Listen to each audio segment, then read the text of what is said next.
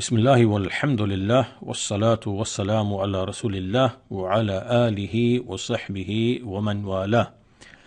This is a video in response to an individual, a Hanafi, Maturidi, Jahmi, who has slandered a great scholar of this era, the Salafi scholar Shaykh Muhammad bin Saleh Ibn Uthaymeen, rahimahullahu ta'ala. And as you can see in the title in the video, Salafi belief, Allah wears clothes. And this is an attack, a slander upon Shaykh Ibn Uthaymeen, rahimahullah. And we are going to, inshallah ta'ala, address this slander and this lie and expose the ignorance and the deception of this individual, whom we have described as a Hanafi Maturidi Jahmi. Now, when we use the word Jahmi, this is not to make any judgment in any sense. It's simply a descriptive word to show the origin of this man's creed about Allah, His names and His attributes. And to make this clear and to explain what we mean so as not to be misunderstood, let us go to this canvas here. We have various labels, and what we are going to do here is to show the origin of what is called ul-Kalam, which is the way that these groups here, the Jahmiyyah, the Mu'tazila, the Kullabiyah, the Ash'ariyah, and the Maturidiyah, among whom is this man here. He is a Maturidi Hanafi, and his creed is on the basis of ul-Kalam. Now, ul-Kalam, which is speculative theology, it is using speculation, metaphysics, philosophy as a basis for establishing belief in Allah subhanahu wa ta'ala and to describe Allah subhanahu wa ta'ala with attributes or the absence thereof, to negate from Allah His attributes. So we have Aristotle, Plato, these were present around the 3rd or 4th century, and they spoke of a prime mover or a first cause and what is similar. And they used a certain type of language in order to describe that prime mover or first cause, which is basically to say that he is not a body, not a jism, not a substance, a jawhar, not an arad, which is like an incidental attribute, a temporal attribute. And likewise Plotinus, who came after Isa alayhi salam, I think he was in the 3rd century after Isa alayhi salam, and all of these share in their language in describing who or what they claim to be behind the universe, that he's pretty much abstract and he is not a body, he is not mutable, he is not divisible, he has no parts, he has no passions. This type of language, philosophical type of language, is the general idea of the creator or the deity or the prime mover or the first cause or whatever names or labels they use to identify whoever is behind the universe. This became known as classical theism or negative theology, because one of the main features of this is to speak in terms of negatives, to negate from Allah rather than to make positive affirmations of attributes for Allah.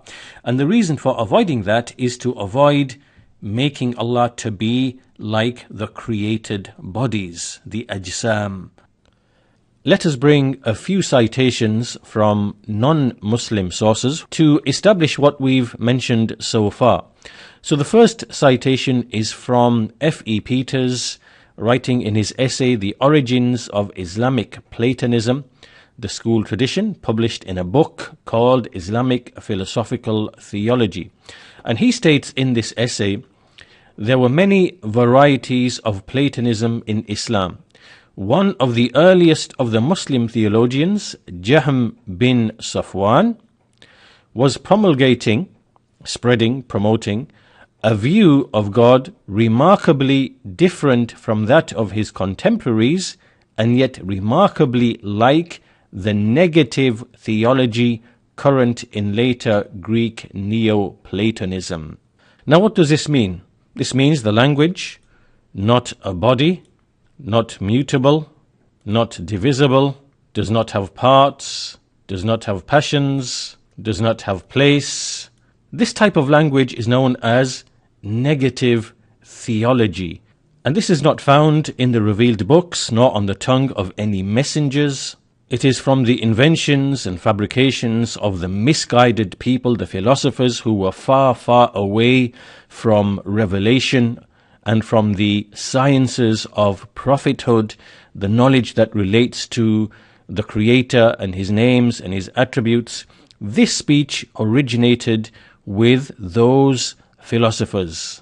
Some more citations we can bring from another paper, and this is from Cambridge University Press, which is titled Monopolar Theism and the Ontological Argument. And in this paper we have the following. Central to the idea of classical theism is the conception of God as a necessary being, the first cause of all existences, himself a pure actuality, simple and impassible, without body, parts and passions. This without doubt was the understanding of God held alike by Plato and Aristotle. And then also the following paragraph, where we have the following. Classical theism, whether under the influence of Plato, as was that of the Church Fathers, or under that of Aristotle, as was that of the scholastics, presented God as actus purus. Of the latter, Aquinas became the chief spokesman, and it goes on, but we come to the relevant part at the end here. The whole section from Q3, Article 1 to Q11, Article 4, is designed to prove that as self-subsistent being, God is without body, without imperfection, without limit, without mutability, without temporality, without parts. So as you can see clearly, this language is the language of Aristotle and Plato. And these are misguided, star-worshipping polytheists, misguided away, far, far away from the light of revelation, and who relied upon their intellects to come up with these notions and with these ideas. And these are the ideas that entered into the Jews and the Christians and the Sabians and likewise the Muslims through people like Jahm bin Safwan, and from Jahm bin Safwan came all of the offshoots, including the Ash'aris and the Maturidis. And we can also bring one more citation from Plotinus, and he died in the 3rd century, and he has a statement, and his notion of divinity has been summarized by these two authors.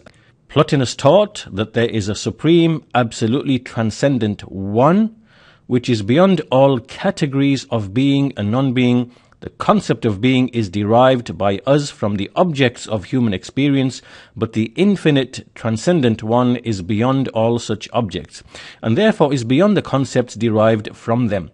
Being or existence is an attribute, and the one is beyond all attributes as their source. The one cannot be any existing thing, and cannot be merely the sum of all such things, but is prior to all existence. And then they continue with the following. The one contains no division, multiplicity, or distinction. Thus, no attributes can be assigned to the one.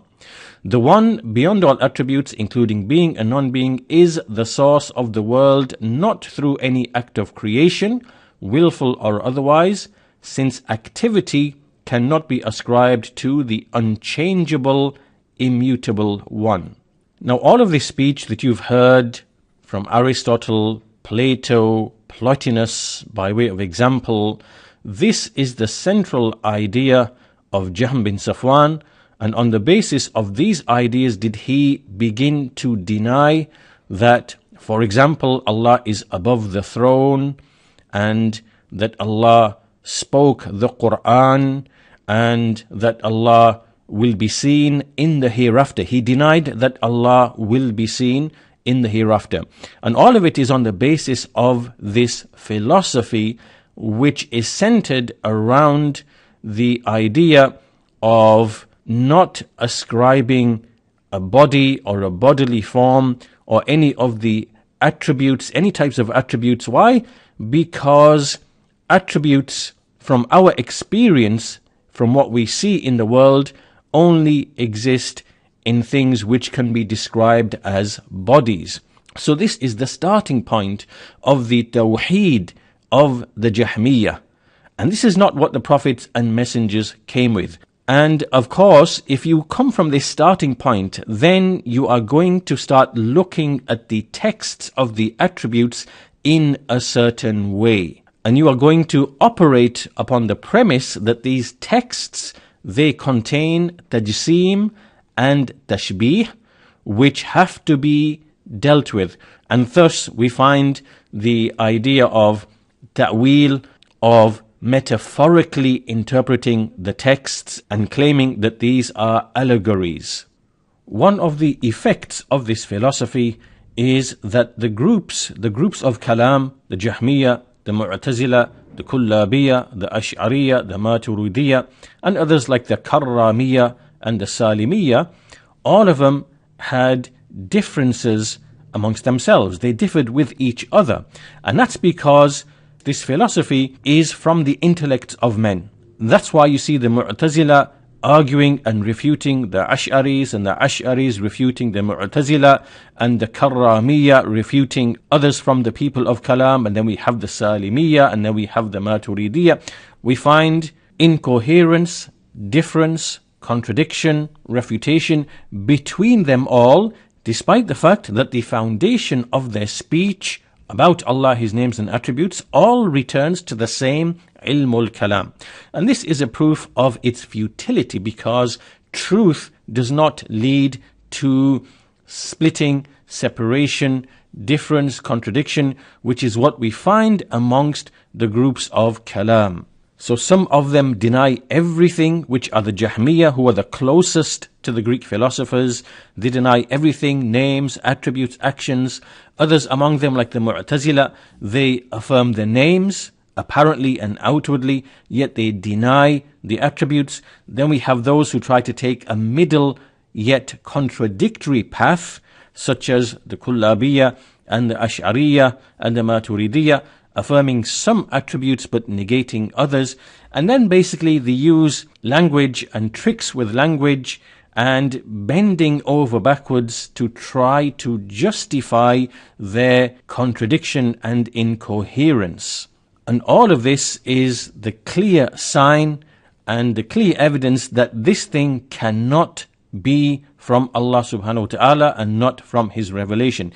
In contrast, the people of the Sunnah, they have a single uniform principle, which is to affirm whatever Allah affirms for Himself, without tamthil, without takyif, without likening, and without specifying a how. And so anything that they find in the revealed texts in which Allah has clearly ascribed Himself an attribute, then they take it upon this principle, upon the firm belief that there is no likeness between the reality of Allah's attributes and the reality of the attributes of the creation. So there's no contradiction or incoherence. It is a single uniform principle. Now this philosophy, or this classical theism, or this negative theology, it is something that basically affected the Jews and the Christians and the Sabaeans. So the philosophy of these people had an effect upon the Jews and the Christians and the Sabaeans. And after Islam, this was also imported into Islam by way of certain characters such as Ja'ad bin Dirham and Jahm bin Safwan, and they appeared at the beginning of the 2nd century. And a group known as the Jahmiyyah arose, and the Salaf, they began to hear the statements of the Jahmiyyah, and they understood what they were trying to say. They were trying to say that Allah Azza wa Jal does not speak, Allah Azza wa Jal is not above His throne, Allah Azza wa Jal did not speak to Musa alayhi salam, Allah Azza wa Jal will not be seen. And so they heard this type of language, and this type of language is clearly based upon the philosophy, the rhetoric, and the speculation of these nations and these individuals. This is not found in the Quran or the Sunnah or upon the tongue of any of the Sahaba or any of the early Salaf, the Tabi'een, in this particular time period. And the Salaf were also wise, and they understood what the inevitable conclusion is from this type of philosophy. It actually necessitates atheism. It leads to the non-existence of a creator. If you take this philosophy to its logical, rational conclusion, then this is inevitably the outcome you are going to come to. And you will be left with a notion of a deity or a creator, which is simply a notion in the mind only. It's abstract and in the mind only, not having any real existence outside of the mind. So the Salaf, they understood and they were wise to what the Jahmiyyah was saying, and that's why there are many statements from the early Salaf making remarks such as that the Jahmiyyah are trying to say that there is nothing above the creation, or that there is nothing above the throne. To give you an example of one of their statements, this is the statement of Jarir bin Abdul Hamid, who said, "Kalam al-Jahmiyyah awwaluhu asal wa akhiruhu sam." The speech of the Jahmiyyah, the first part of it is honey, and the last part of it is poison. Indeed, they are trying to say, وَإِنَّمَا يُحَاوِلُونَ أَن يَقُولُوا لَيْسَ فِي السَّمَاءِ إِلَهٌ. They are trying to say that there is no deity above the heaven. There's also the statement of Asim bin Ali bin Asim al-Wasiti. He's the Shaykh of al-Bukhari, rahimahullah, and he said, نَاظَرْتُ جَحْمًا فَتَبَيَّنَ مِنْ كَلَامِهِ أَنَّهُ لَا يُؤْمِنُ أَنَّ فِي السَّمَاءِ رَبًّا. I debated with Jahm bin Safwan, and it became clear from his speech that he does not believe there is a Lord above the heaven. So these are only two statements. There are many other statements which are like this from the Salaf. So the point being that the Jahmiyyah innovated this new speech about Allah subhanahu wa ta'ala, having been influenced by the Jews, the Christians and Sabians in debates and discussions, and that itself has its origin in the philosophy of Aristotle, Plato, Plotinus. And they brought this into Islam, and this is speech about Allah, that He is not a body, He does not have a'rad, meaning He does not have attributes, and He is not divisible, He is not composed, He has no parts, He is not above the creation, He's not outside the creation, He's not inside the creation, He's not this, He's not that. All of this is innovated philosophical babble that has never been found on the tongue of any prophet, of any messenger, nor in any revealed book. Now the Jahmiyyah were few in number at the beginning, and they really had to hide and conceal themselves because the Salaf knew the outcome of this philosophy, and the Salaf were very, very stern and very severe against the Jahmiyyah. However, the Jahmiyyah passed on their creed to the Mu'tazila. So the Mu'tazila adopted this statement from the Jahmiyyah, and over the next century or so, in the second century, they gained prominence, and they also gained influence over many of the rulers. And so they adopted the statement of Jahm, they popularized it, and they also developed it further by the writing of books and expanding the philosophy. This was also taken by the Rafidah. The early Rafidah, they were Mujassima. They actually likened Allah to the creation. They were Mushabbiha. But that lasted for a period before they adopted the doctrine of the Mu'tazila. So then they became Mu'tazila, and part of that was the negation of the attributes of Allah subhanahu wa ta'ala upon the way of the Jahmiyyah. So here we are now at the end of the 2nd century and the early 3rd century, and this is when these people, the Jahmiyyah and the Mu'tazila, they put many scholars such as Imam Ahmad and others to trial on the basis of this ul-Kalam. Now, when we say ul-Kalam, we mean something very specific. We do not mean debate and discussion and establishing the truth with sound evidences, whether from the Quran or whether sound rational evidences. We are not referring to that as kalam. By ilmul kalam, we mean something very specific. It is the specific kalam that these groups entered into, which is the kalam on the basis of Aristotelian metaphysics and philosophy, al-Ajsam, wal-A'rad, wal-Jawahir, bodies, substances, accidents, and using the categories of Aristotle, what he calls the 10 categories, using them as a foundation to prove that the universe has a beginning and therefore has a creator, and then you are bound by that same language, al-Ajsam wal-A'rad, in order to affirm or negate for that creator that you claim to have established by way of this argument.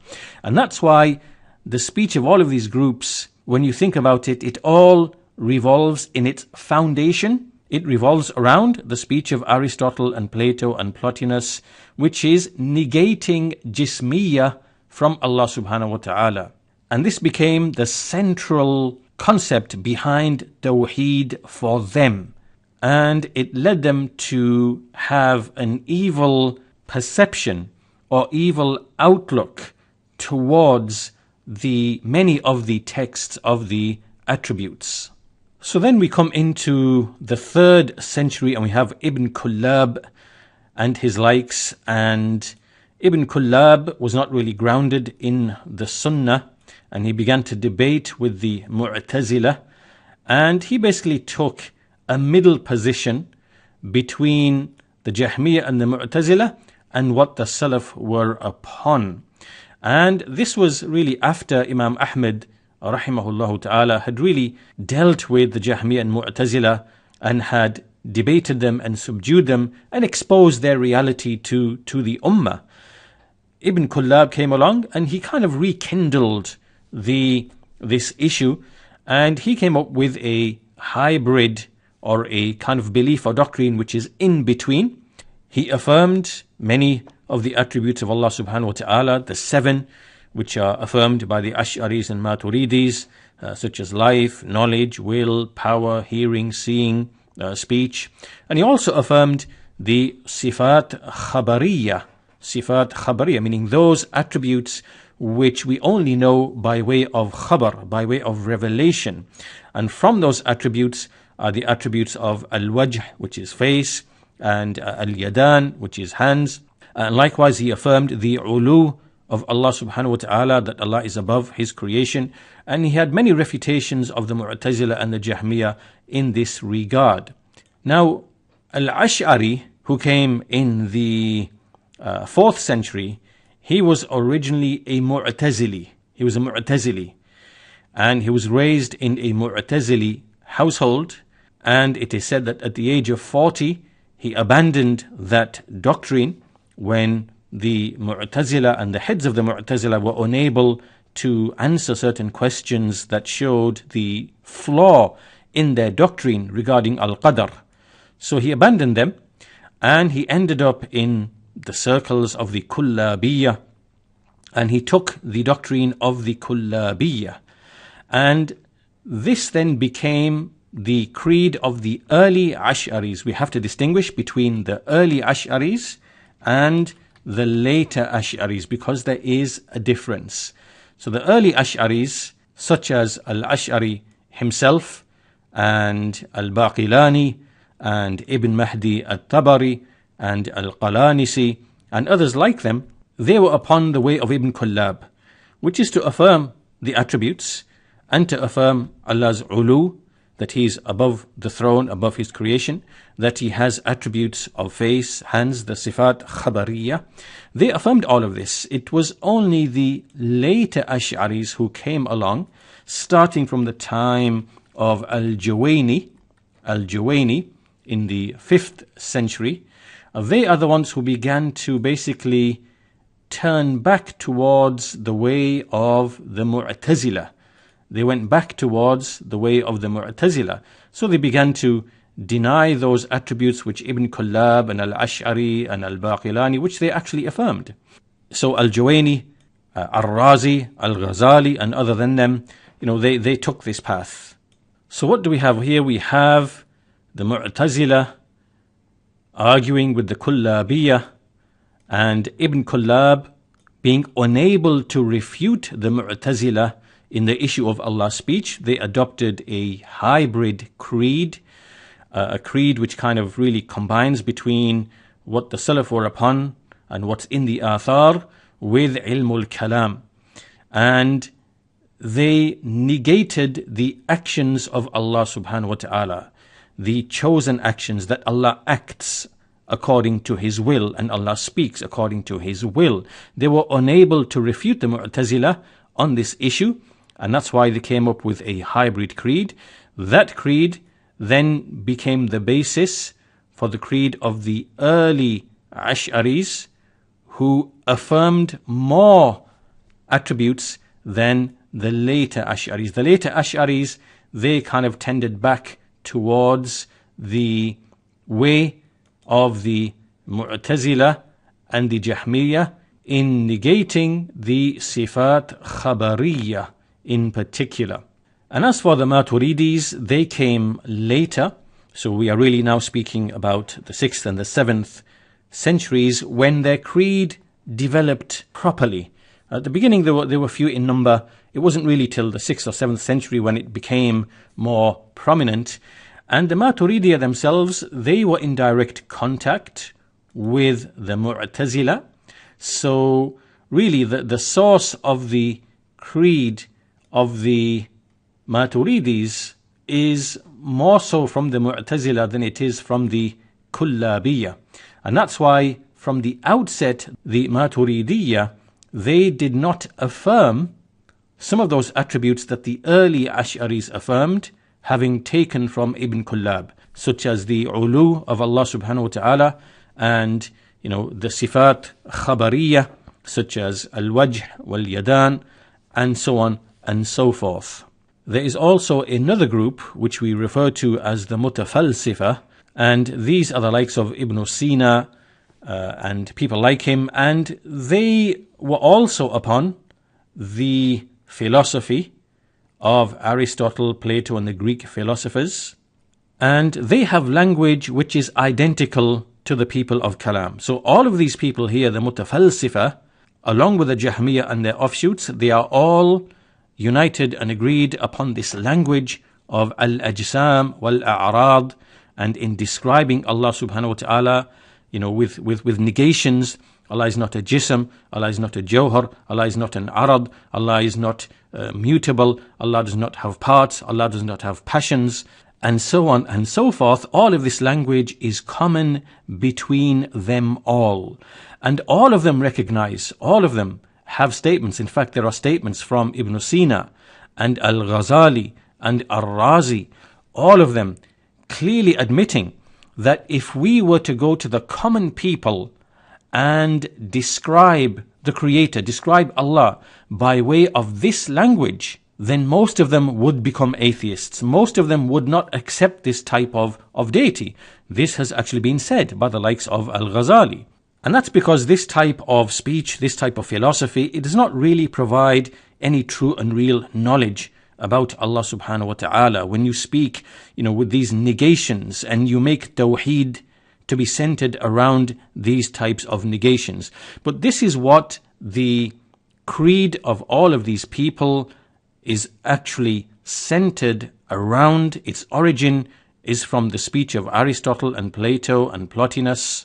And this is what eventually appeared upon the tongues of the Jahmiyyah, the Mu'tazila, the Kullabiyah, the Asha'ira, and the Maturidiyah. Another important point to note is that many of those people of Kalam who ascribed to the four Imams, the ones that came later, they tried to impute the four Imams, Abu Hanifa, Imam al-Shafi'i, Imam Malik and Imam Ahmed, with this particular Kalam, with this particular speech. We find that with the Hanafis, and we also find that with some of the Hanbalis who came centuries after Imam Ahmed. They authored books which they tried to ascribe to Imam Ahmed, and within these books, and likewise Abu Hanifa, and within these books can be found this philosophical rhetoric and philosophical speech about bodies, ajsam and accidents, a'rad, and building a creed or speech about Allah, His essence, His names and attributes on the basis of this language. Now this is unknown from these Imams. They never spoke with the likes of this language. In fact, there are narrations from the likes of Abu Hanifa where this type of speech is negated. An example of that is what has been related by al-Harawi in his book ul-Kalam, and likewise as-Suyuti in Sawn al-Mantiq. And within there is a narration from Nuh al-Jami'. He's one of the students of Abu Hanifa, and he said, قلت لأبي حنيفة, I said to Abu Hanifa, ما تقول فيما أحدث الناس من الكلام في الأعراض والأجسام. What do you say about what the people have innovated about this speech to do with accidents and bodies? So he said, فقال مقالات الفلاسفة. It is the statements, the speech of the philosophers. عليك بالأثر وطريقة السلف وإياك وكل محدثة فإنها بدعة. So he said, upon you is the narration and the way of the Salaf, and beware of every novelty, every new thing, because it is an innovation. So when you see the Maturidis, the Hanafi Maturidis, bringing books which they ascribe to Abu Hanifa, and within these books there are statements that are correctly ascribed to Abu Hanifa. However, any speech about, for example, Allah is not a body, Allah does not have parts, Allah is not in a place, Allah is not divisible, all of this type of philosophical speech which is built around al-a'rad wal-ajsam, then all of this is falsely attributed to Abu Hanifa. And likewise, Imam Ahmed, some of the later Hanbalis also tried to ascribe that speech to Imam Ahmed. Now, on account of this ul-Kalam, which is an innovation in Islam, then innovation has an effect upon its people. Innovation has an effect upon its people, and it made them to inherit enmity and dislike towards the people of the Athar, the people of the narrations, the Salaf, and the people who are upon the way of the Salaf. And that's why you will find all of these groups sharing in their enmity and their dislike against the people of the Sunnah, the people who follow the way of the Quran and the Sunnah and the Sahaba and the Salaf in speaking about Allah, which is ithbat bila tamthil, which is to affirm for Allah whatever He affirmed for Himself without likening with the creation, nor specifying the how. And so what they do is, found among them are those people who lie and deceive in misrepresenting the way of the Salaf, and the scholars who are upon the way of the Salaf, they misrepresent that, and they twist the words, and they deceive, and they lie. And because of the complexity of the topic, it is very easy to mislead people about the reality of a person's creed or a person's statement in creed.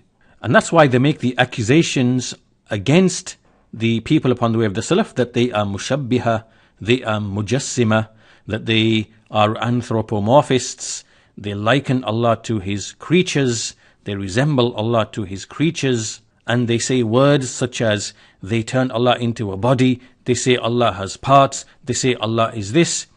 All of this type of speech has its origin and roots in the philosophy of Aristotle and Plato and Plotinus and the Greek philosophers, in general of that era. Now, coming back to this man here, this man is a Hanafi Maturidi Jahmi.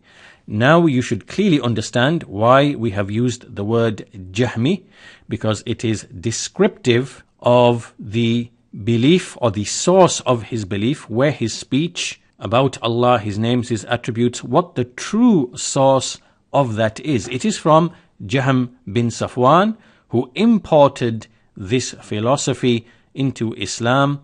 And what we are going to explore is the effect of this innovation upon the people who hold on to it, which is the likes of this individual here, and the way they speak about the people of the Sunnah, the way they slander them, the way they misconstrue what they are really saying. And that itself, when they make these claims, that itself is built upon many layers of ignorance. And so that is what we are going to explore when we answer the allegation of this particular individual against a great scholar such as Shaykh Ibn Uthaymeen, rahimahullahu ta'ala. Now, if you want more information, more background information to read and to learn more about this history, then you can go to asharis.com. There are many extensive articles on this subject and on this particular history. So I direct you to this website for background reading and to fill any gaps that you may have in this particular subject area. So coming back, this is really an introduction. This is part 1 of this series. And in the next part, we are going to introduce the actual topic, this claim, this allegation, his claim of this alleged Salafi belief that Allah somehow wears clothes. This is a gross slander, a gross misrepresentation, which itself is built upon layers of ignorance. So we are going to analyze these claims and clarify the doubt or the misconception that this individual is using to slander this great scholar. Bismillah walhamdulillah wassalatu wassalamu ala rasulillahi wa ba'd. This is the second part in our series in response to a Hanafi Maturidi Jahmi who has slandered the Salafis as a whole, and in particular one of the great scholars of our time, the Salafi scholars of our time, Shaykh Muhammad bin Saleh al-Uthaymeen, rahimahullahu ta'ala. You can see here the title of his video, Salafi Belief, Allah Wears Clothes. And this is a gross and mighty slander, which we are going to unravel insha'Allah ta'ala in this series. Now, the first part of this series, we did some background, some history. We explained the origin of the type of language which is used by the people of Kalam, starting with the Jahmiyyah, and then the Mu'tazila, the Kullabiyah, the Asha'ira, and the Maturidiyah. This language is taken from the Greek philosophers like Aristotle, Plato, Plotinus, and others. And we also cited some statements from a number of academic papers and publications indicating that this language of the Jahmiyyah and their offshoots, when they speak about Allah or when they negate from Allah subhanahu wa ta'ala, that it traces back directly to the Greek philosophers. They are the ones who basically said that God is without body, without imperfection, without limit, without mutability, without temporality, without parts, and whatever is similar to this. This is called classical theism. It is also called negative theology, and this is what Jahm bin Safwan brought into the Ummah, and this is what the speech of the Asha'ira and the Maturidiyah, what it refers back to, what it returns back to. On the basis of this kalam, these groups were united in accusing the people of the Sunnah, the people of the Athar, accusing them of being mujassima and mushabbiha. And the Salaf themselves, they experienced and they witnessed this, and that's why we have numerous statements from them stating that when so-and-so accuses you of being a mushabbih, then know that he is a Jahmi. And we can give a sample of those statements at this point. Here we have, for example, the statement of Abdullah ibn al-Mubarak, rahimahullah ta'ala. He died in the year 181 after Hijrah. Man qala laka ya mushabbih, fa'lam annahu jahmi. Whoever says to you, O mushabbih, O anthropomorphist, know that he is a Jahmi. And Ali bin al-Madini, rahimahullah, he died 234 Hijrah, and he said, Man qala fulanun mushabbih, alimna annahu jahmi. Whoever said so-and-so is an anthropomorphist, we come to know that he is a Jahmi. And similarly, Ishaq bin Rahuya, all of these are great imams of the Salaf. He said, Alamatu Jahmin wa ashabihi da'wahum ala ahli sunnati wal-Jama'ah ma awla'u bihi min al-kadhib annahum mushabbiha bal humul mu'attila. He said, a sign of Jahm and his companions is their claim against Ahlus-Sunnah wal-Jama'ah, that which they have devoted themselves in terms of lying against Ahlus-Sunnah, that they are mushabbiha, that they are anthropomorphists. Bal humul mu'attila. Rather, those people, Jahm and his companions, they are the negators, meaning they are the ones who come to the texts of the Quran and the Sunnah, and they look at these texts which contain mention of the attributes of Allah, and they look at them with an evil look, meaning from the angle and from the poison of that ul-Kalam, that philosophy that they took from Aristotle and Plato, that language, and they look at these texts with an evil perception, and then they deny them in a variety of different ways. And also the statement of Ahmad bin Hanbal, rahimahullahu ta'ala, and this is an important statement to keep in mind as we deal with this particular Hanafi, Maturidi, Jahmi, who is from the descendants of these people that these great scholars are mentioning. He said, أَمَّا الْجَحْمِيَّةِ فَإِنَّهُمْ يُسَمُّونَ أَهْلَ السُّنَّةِ الْمُشَبِّهَةِ وَكَذَبَ الْجَحْمِيَّةِ أَعْدَاءُ اللَّهِ بَلْ هُمْ أَوْلَى بِالتَّشْبِيهِ. So he said, as for the Jahmites, they label Ahlus Sunnah al-Mushabbiha, that they are anthropomorphists. And the Jahmiyyah have lied, the enemies of Allah. Rather, they are more worthy of at-tashbih. They are more worthy of resembling Allah to His creation. Now, keep in mind this statement here of Imam Ahmad, because it is very, very important. And it will reveal to us the reality of these people, like this Hanafi, Maturidi, Jahmi. We will learn that they are the ones in whose hearts the tashbih first originated in their hearts, because they are the ones who have an evil understanding of the texts. And then the thing that they imagine and presume in their hearts, they then throw it upon Ahlus Sunnah and accuse them of being al-Mushabbiha. And this will become very, very clear, insha'Allah ta'ala, with this particular issue that we are discussing, the issue or the allegation that the Salafis somehow claim that Allah wears clothes on the basis of the Hadith Qudsi, which is the central point of discussion in this particular claim or this allegation. So once all of this is clear, we can now proceed to look at the actual shubha, the actual allegation itself. And for that, let's move to a new canvas. So here we have the actual hadith in question. Al-Izzu Izari wal-Kibriya'u ridai'i faman naza'ani wahidan minhuma عذبته. This is a Hadith Qudsi, it is authentic, and it translates roughly as Al-Izz, which is might or honor, is my izar, which means lower garment. Wal-Kibriya'u ridai'i, which is my upper garment or cloak. فَمَنْ نَازَعَنِي وَاحِدًا مِنْهُمَا عَذَّبْتُهُ. So whoever contends with me or competes with me with respect to them, then I will punish him. Now, what this Hanafi, Maturidi, Jahmi has done is that he's gone to some of the conversations and discussions of Shaykh Ibn Uthaymeen, rahimahullah, certain questions he was asked.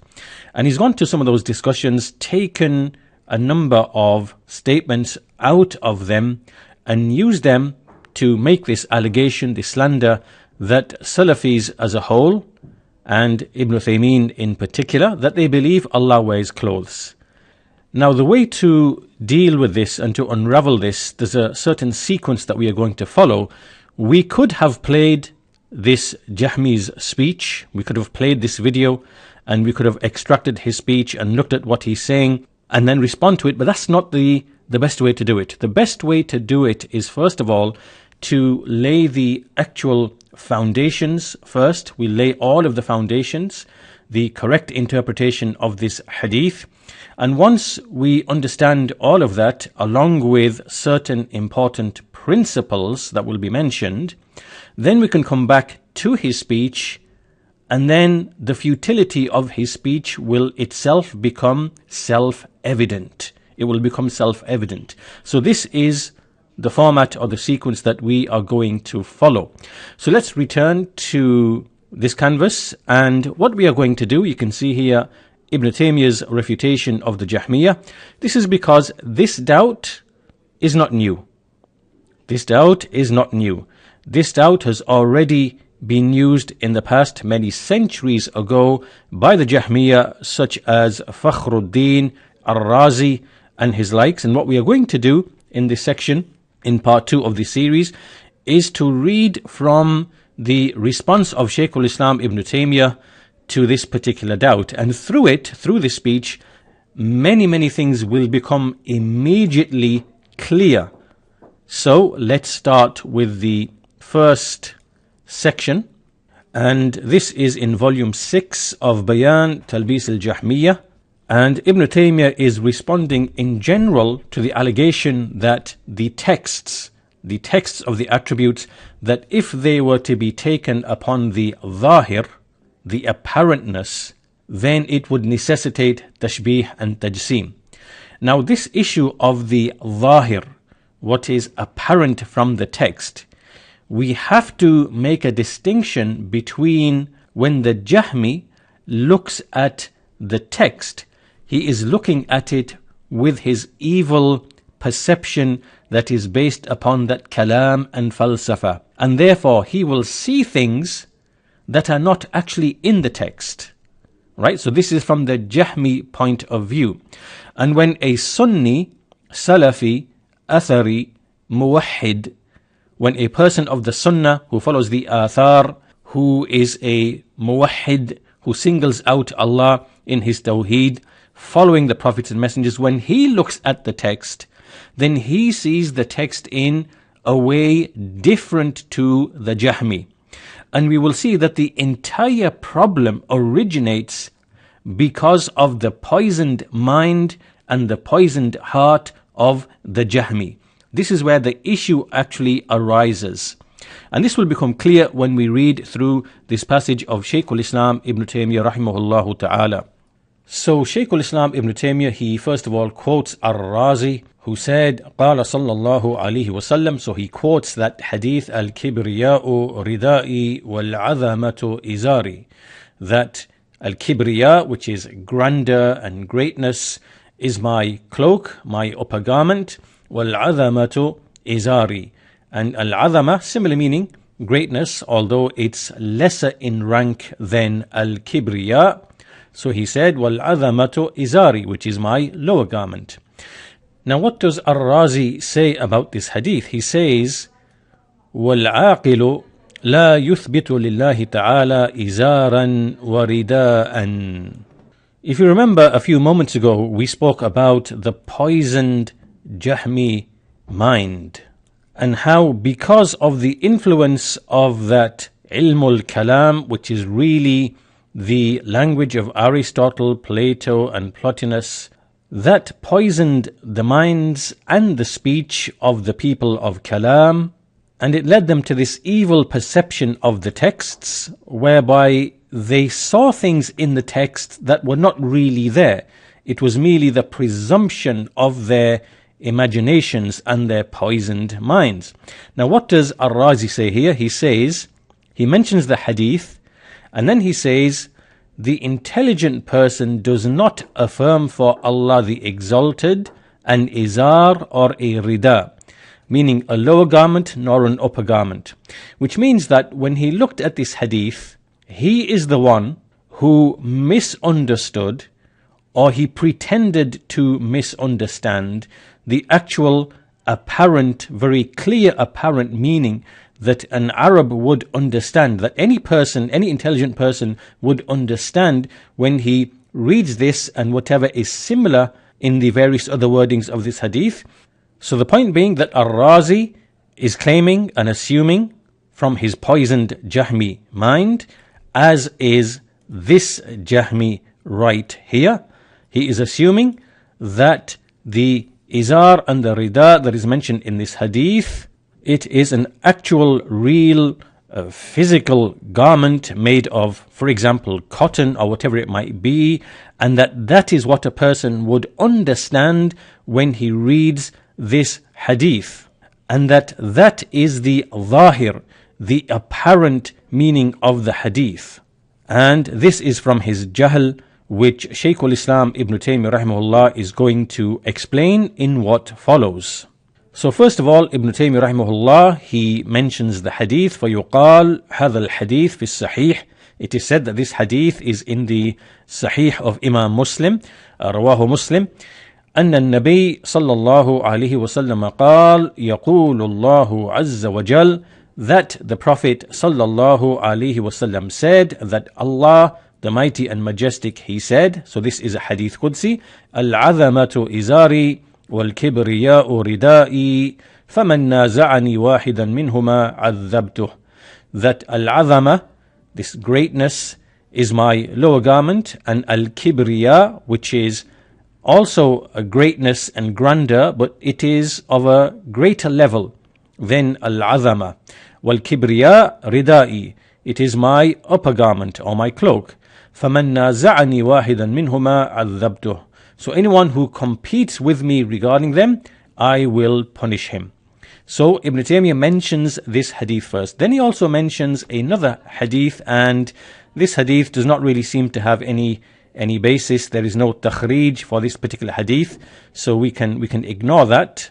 And he then says, وَلَيْسَ ظَاهِرْ هَذَا الْحَدِيث أَنَّ لِلَّهِ إِزَارًا وَرِدَاءً مِنْ جِنْسِ الْأُزُرِ والأرضية التي يلبسها الناس مما يصنع من جلود الأنعام والثياب كالقطن والكتان.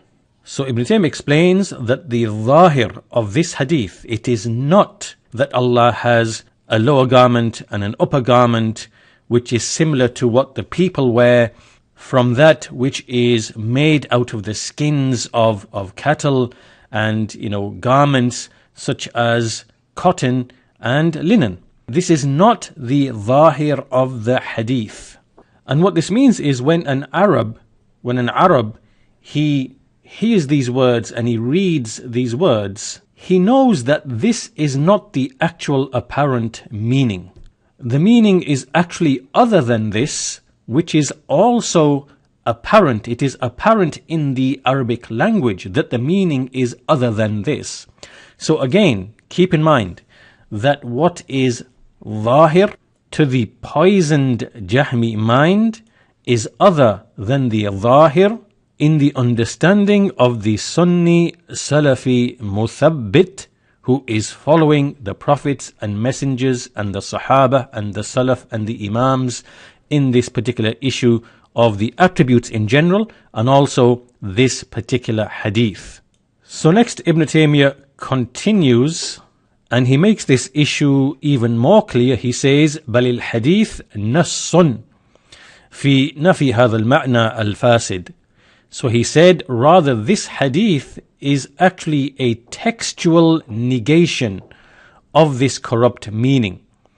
In other words, the actual text of the hadith itself negates this corrupt meaning which the poisoned Jahmi mind is assuming to be the Dhahir of the hadith, apparent meaning of the hadith. and the actual wording of the hadith itself is a negation of that very meaning which Ar-Razi, who is from the Jahmiyyah, and this Jahmi here are wrongly claiming to be the Dhahir of this hadith. He then elaborates upon this point and he says, فَإِنَّهُ لو قال عن بعض العباد إن العظمة إزاره والكبرياء رداؤه لكان إخباره بذلك عن العظمة والكبرياء اللذين ليس من جنس ما على ظهور الأنعام ولا من جنس الثياب. He says that if a person was to say about some of the servants, grandeur or might is his lower garment, and kibriya, greatness or pride, is his upper garment, then by informing other people about this azama and kibriya, which are not of the same category as what we find on the backs of cattle, and nor of the same category as the clothes which are worn by the people, this would make it clear that the meaning of al-azama and kibriya is not the izar and the rida, the lower garment and the upper garment, with this particular meaning, that they are actual things that are worn, made out of cloth and what is similar. ما يبين ويظهر أنه ليس المعنى أن العظمة والكبرياء هما إزار ورداء بهذا المعنى. So in other words, he is saying that if you were to use this same speech and these same words and these same words to speak about a person, that greatness is his lower garment and greatness and grandeur is his upper garment, no one would understand this particular corrupt meaning, that somehow this man has taken a garment from his wardrobe made of cotton and put it on, and that somehow is the kibriya or the azama that he is wearing in the same way that he wears his thobe or his... Nobody understands this, and this is not the dhahir of the hadith either. Then Ibn Taymiyyah says, فَإِذَا كَانَ الْمَعْنَى الْفَاسِدْ لَا يَظْهُرْ مِنْ وَصْفِ الْمَخْلُوقِ بِذَلِكَ لأن تركيب اللفظ يمنع ذلك ويبين المعنى الحق فكيف يدعي أن هذا المعنى ظاهر اللفظ في حق الله تعالى. Right, so this is a very important point. He says that when this corrupt meaning that the poisoned Jahmi mind is reading into this text, no one would understand this false meaning if we were to use this speech about a created being, because the construction of the wording in the Arabic language actually prevents that corrupt meaning, and it actually explains the correct and true meaning. So meaning that if we can accept this is the case, if we were to use this language about a created being, then how can Ar-Razi, how can this Jahmi and his likes claim that this is the apparent meaning as it relates to Allah the Exalted?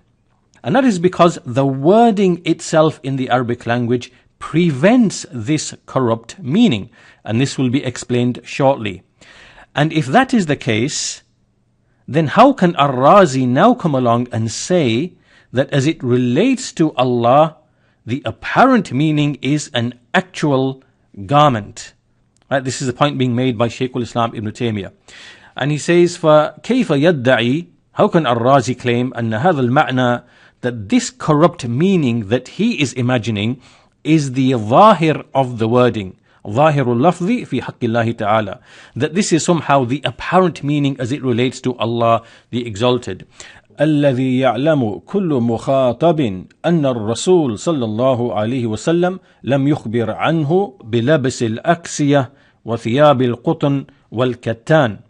So how can he claim that this hadith, the dhahir of this hadith, it is that the messenger is somehow explaining that Allah is, wearing clothes, so to speak, when everybody knows that in this hadith the Messenger of Allah ﷺ is not informing about Allah, that he is wearing garments and clothes made of cotton and linen and the likes. These garments which people need in order to repel heat and cold and to conceal the aura.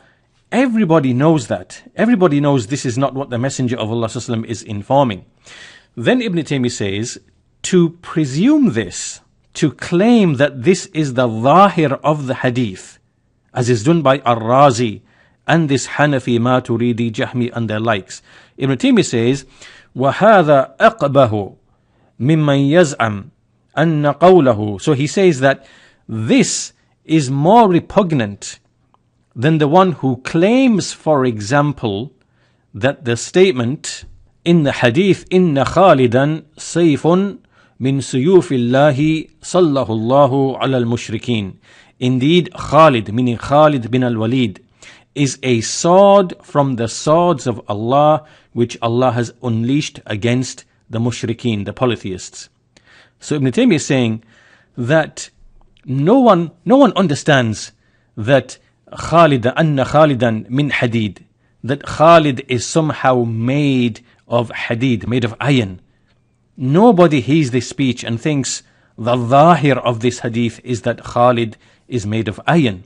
Nobody thinks that. But if someone was to think that Khalid is made of hadid, then his affair would be less severe than the one who thinks, like Ar-Razi and the Hanafi Maturidi Jahmi, that the Dhahir of this hadith is that Allah wears clothes. And Ibn Taymiyyah goes further. He says, وَأَقْبَهُ مِمَّنْ يَزْعَمْ أَنَّ قَوْلَهُ عَنِ الْفَرَسِ إِنَّ وَجَدْنَاهُ لَبَحْرًا ظاهره أن الفرس ماء كثير ونذائر هذا كثيرة. So he gives another example that when it is said that indeed we found the horse to be like an ocean, to be an ocean. So if someone was to think that the horse is an actual ocean and made up of water, if someone was to think that, which is not the apparent meaning, this is not the Dhahir of this text. The Dhahir of this text is that the horse is swift and speedy like the motion of the water, in the ocean. So if anybody was to incorrectly think that this is the Dhahir of this text, then he is less repugnant than the one who thinks that this hadith about Allah's Azama and His Kibriya, the one who thinks this is an actual garment. So this is really the first point. What is the first point? It is that the poisoned Jahmi mind is the one that is operating on the premise that it is the Dhahir, the apparent meaning of the hadith, that it refers to an actual garment. Then Ibn Taymiyyah says, وَإِذَا كَانَ هَذَا الْمَعْنَى الْفَاسِدْ لَيْسَ ظَاهِرُ الْحَدِيثِ بل نص الحديث الذي هو أبلغ من مجرد الظاهر ينافيه. He says, when it is the case that this corrupt meaning is not the actual Dhahir of the hadith, rather the actual text, the wording of the hadith, which is more far-reaching than the actual Dhahir, the actual text of the hadith negates that this is the actual Dhahir of the hadith. So when that is the case, كَانَ مَا ذَكَرَهُ بَاطِلًا, then what Ar-Razi mentions, then it is batil, it is false. In other words, the very wording of the hadith itself negates that the corrupt meaning assumed and imagined by Ar-Razi, the very wording of the hadith actually negates that. That is not the actual Dhahir of the hadith. That is the Dhahir of the hadith to the Jahmi. But as to the people of the Sunnah, the Dhahir of the hadith is something else, which Shaykh al-Islam Ibn Taymiyyah rahimahullah is going to explain in what follows. Next he says, فَالتَّعْبِيرُ أَنْ هَاتَيْنَ الصِّفَتَيْنِ بِإِضَافَةِ الرِّدَاءِ وَالْإِزَارِ إليه فهذا لا يحتاج إليه في رد ما قال لكن فيه زيادة الفائدة. So basically what Ibn Taymiyyah is explaining here is that the mere fact in the Arabic language that Allah Azza wa Jal has made idafa, he has annexed these two attributes to al-rida and al-izar. So he said, al-azamatu izari wal-kibriya ridai. This in itself is sufficient to refute the doubt of Ar-Razi. This in itself should make it very clear as to what is the actual apparent and intended meaning. However, Ibn Taymiyyah is going to elaborate upon that because there is going to be some additional benefit in doing so. So now he's going to proceed to explain this and to show what is the actual correct, true, intended meaning, and what is the Dhahir, what is the actual Dhahir, the apparent meaning from this hadith. So next, Ibn Taymiyyah rahimahullah, he quotes from al-Khattabi, who is Abu Sulaiman al-Khattabi, and others who have said the same thing. So they gave the explanation of this hadith, and they said this hadith means that Allah is saying, Innal ma'na anni mukhtassun bihatain as-sifatain, that indeed I am unique in possessing these two attributes. كاختصاص المعتزر المرتدي بإزاره وردائه, that I am unique in possessing these attributes, just in the same way that every man who wears an izar and wears an upper garment, he is unique in that garment. Meaning that when you wear your garment, is there another man who is jointly wearing your garment with you? Of course not. We never ever see this. Nobody sees this. Every man is wearing his own garment. So because this is something we all know, we know that we are all unique in our own garments. Only we are wearing them. So in the same way, Allah Azza wa Jal is unique in having these two attributes. So therefore it is not befitting, فَلَا يَصْلُحُ أَنْ أُنَازَعَ فِيهِمَا. It is not befitting that I should be contended with respect to these two attributes, that I should be competed with respect to these two attributes. So this is the explanation of Abu Sulaiman al-Khattabi, and there are other scholars who have given the same explanation as well.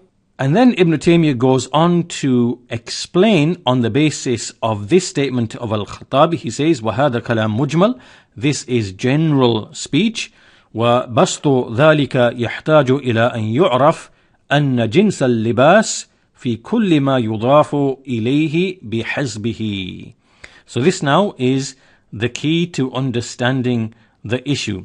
He says that the elaboration of this requires us to know that when we speak about al-libas, this word al-libas, the category of al-libas, that whenever it is annexed or attached to anything, then it takes a particular meaning. So when we ascribe the word libas to something, then it takes on a particular meaning. When we leave it on its own, libas, what do we understand? We have a general meaning of the word libas, but whenever it is attached or annexed, when idafa is made with respect to it, then it takes on a particular meaning.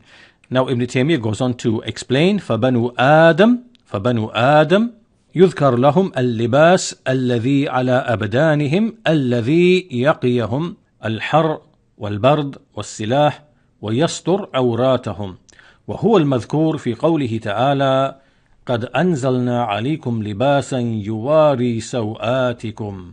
Ibn Taymiyyah says that the clothing which is on the bodies of men, they have been reminded of this in the Quran, this clothing that protects them from the heat and from the cold and from weapons, and which also conceals their awrah, their private areas. And this is what is mentioned in the statement of Allah. Allah has sent down for you libasan, a clothing, garments, yuwari sawatikum, which covers or conceals your private parts. So here this is libas without any idafa, it is libas mentioned on its own. Then Ibn Taymiyyah explains, ثم الصفات التي تقوم بالإنسان التي هي لباس له بها يكون من المتقين. He then says, then there are certain attributes which are established with a person, with a man, with a woman, and this is clothing for him by which he is among the muttaqeen. So now a person can also be clothed by way of sifat. And so this is a meaning other than the meaning of libas mentioned in this ayah in Surah Al-A'raf. So he mentions the ayah here, وَلِبَاسُ التَّقْوَى ذَلِكَ خَيْرٌ وَلِبَاسُ التَّقْوَى ذَلِكَ خَيْرٌ. This is actually in the same verse. It is in the same verse here. And so because libas has been annexed to at-taqwa, then the dhahir, the apparent meaning of this phrase is other than the meaning of libas on its own. And that's why Ibn Taymiyyah says, rahimahullah, وَلَيْسَ قَوْلُهُ وَلِبَاسُ التَّقْوَى مما يقال فيه أنه خلاف الظاهر فيحتاج إلى تأويل. Meaning that you don't say here, as the Jahmi would say with his poisoned mind, that libasul taqwa, this would mean an actual garment that you put on yourself. Therefore we need to make ta'wil of this text. This is how the Jahmi would think. No, because this is not the apparent meaning of this in the first place. For you to now say we need to make ta'wil of this meaning. Ibn Taymiyyah explains, فَإِنَّهُ لَمْ يُجَرِّدْ لَفْظَ اللِّبَاسِ بَلْ أَضَافَهُ إِلَى التَّقْوَى. Which means that here Allah subhanahu wa ta'ala did not mention the word libas on its own. Rather, he annexed it, he attached it to at-taqwa. And then he goes on to say, وَهَذَا قَدْ يَعُمُّ اللِّبَاسَ الظَّاهِرَ الَّذِي يُتَّقَى بِهِ والأخلاق والأعمال الصالحة ولهذا تجعل هذه الصفات ظرفا للموصوف كما قد يجعل هو محلا لها فيقال فلان في علمه وحكمه وصدقه وعدله من خيار الناس. So basically what he's explaining here is that the word al-libas is general. It can apply to different things, and included in those things are either clothing, the apparent clothing by which protection is intended, or it can also mean al-akhlaq. It can be your manners. It can be al-a'mal as-salihah, your righteous actions, and it can be sifat. It can be attributes which are like a clothing, conceptually speaking, for you. Then Ibn Taymiyyah continues and he says, وَلِبَاسُ الْإِنسَانِ مِنْهُ مَا لَا يَصْلُهُ مُشَارَكَةُ غَيْرِهِ فِيهِ كَالْإِزَارِ وَالرِّدَاءِ وَالسَّرَاوِيلِ وَنَحْوِ ذَلِكَ. That from the actual clothing of a man, from it is that which is not befitting for it to be shared with other people, such as his lower garment and his upper garment and his trousers. These things you do not share and wear jointly with other people. And if a person was to do this, then this would bring about deficiency and harm, which a person would feel that if someone asked him to share his clothing or his garments, he would actually prevent a person from that. And upon that meaning, these attributes of al-kibriya wal-azama, as Ibn Taymiyyah says, they are not befitting except for Allah, the Lord of the worlds. Al-Rabb, Al-Khaliq, Al-Bari, Al-Ghani, Al-Samad, Al-Qayyum, Dun al-Abd al-Makhluq al-Faqir al-Muhtaj. So these attributes only befit Allah, who is the creator, the maker, the free of all needs, the Qayyum, who establishes everything, as opposed to the created and needy servant.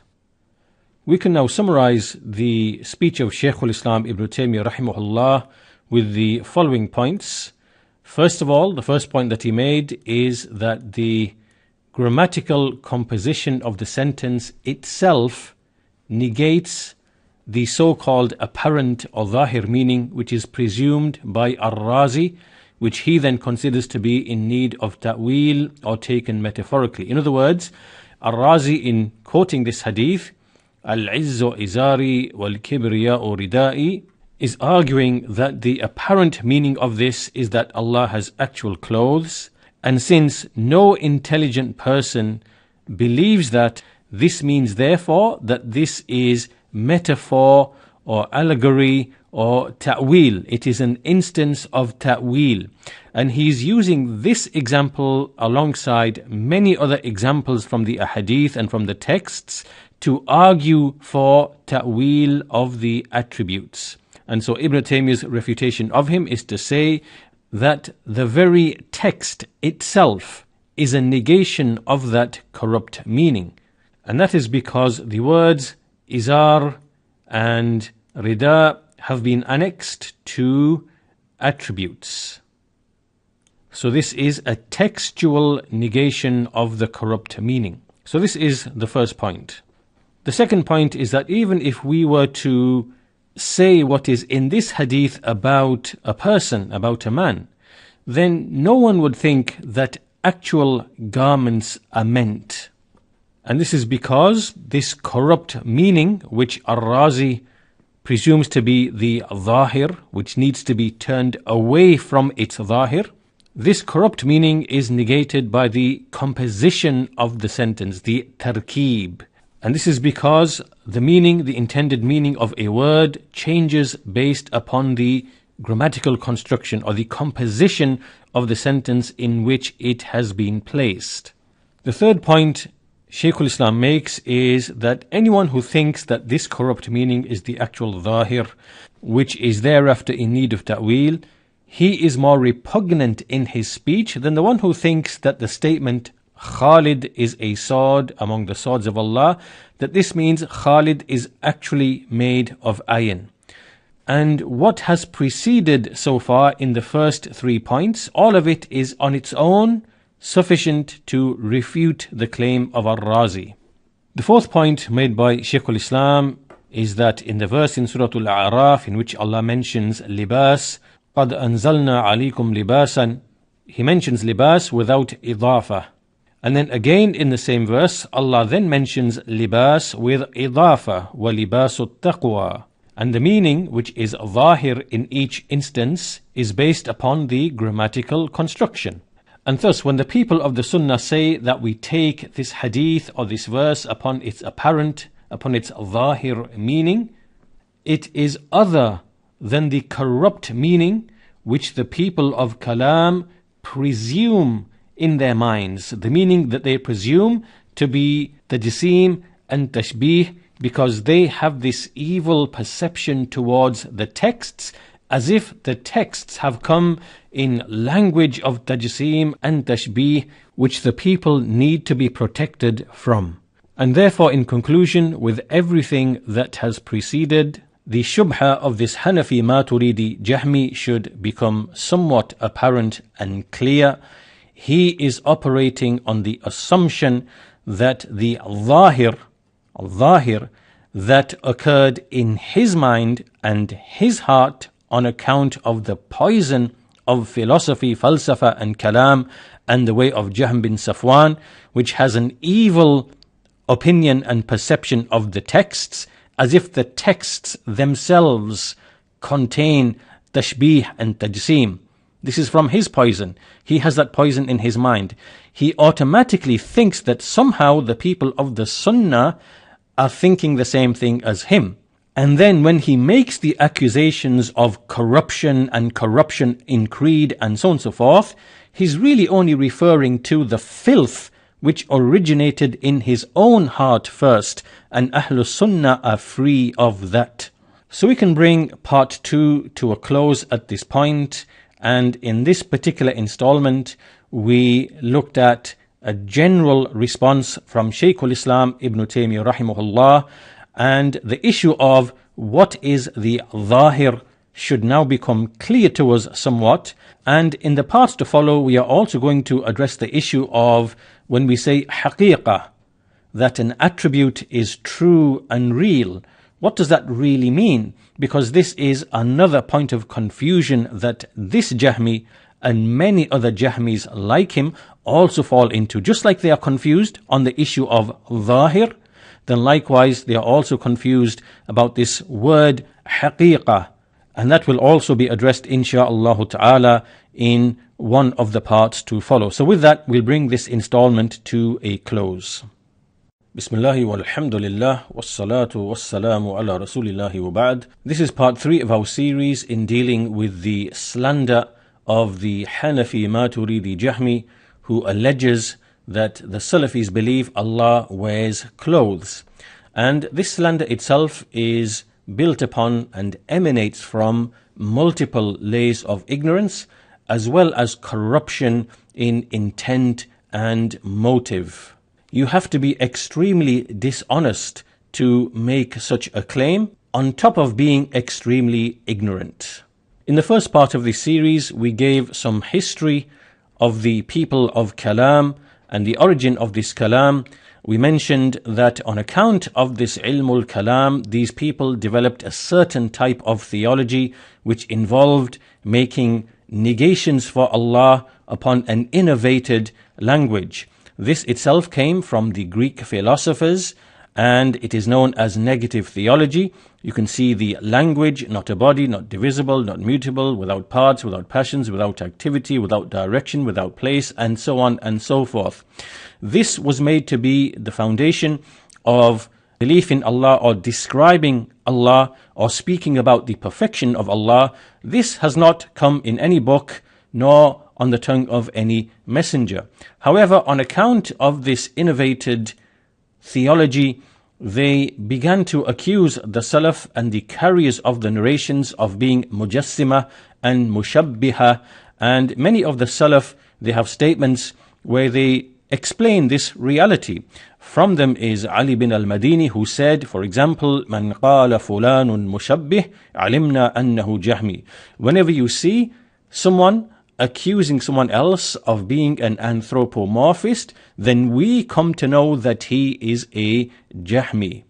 In part 2 of this series, we went to discuss the actual shubha, the actual misconception which has been brought, which is based upon the Hadith Qudsi, al-Izzu Izari wal-Kibriya'u ridai'i. And Shaykh Ibn Uthaymeen, rahimahullah, has discussed this hadith in some of the question and answer sessions. And this Jahmi, the Hanafi Maturidi Jahmi, he used the same shubha which has been used centuries ago by Fakhruddin al-Razi.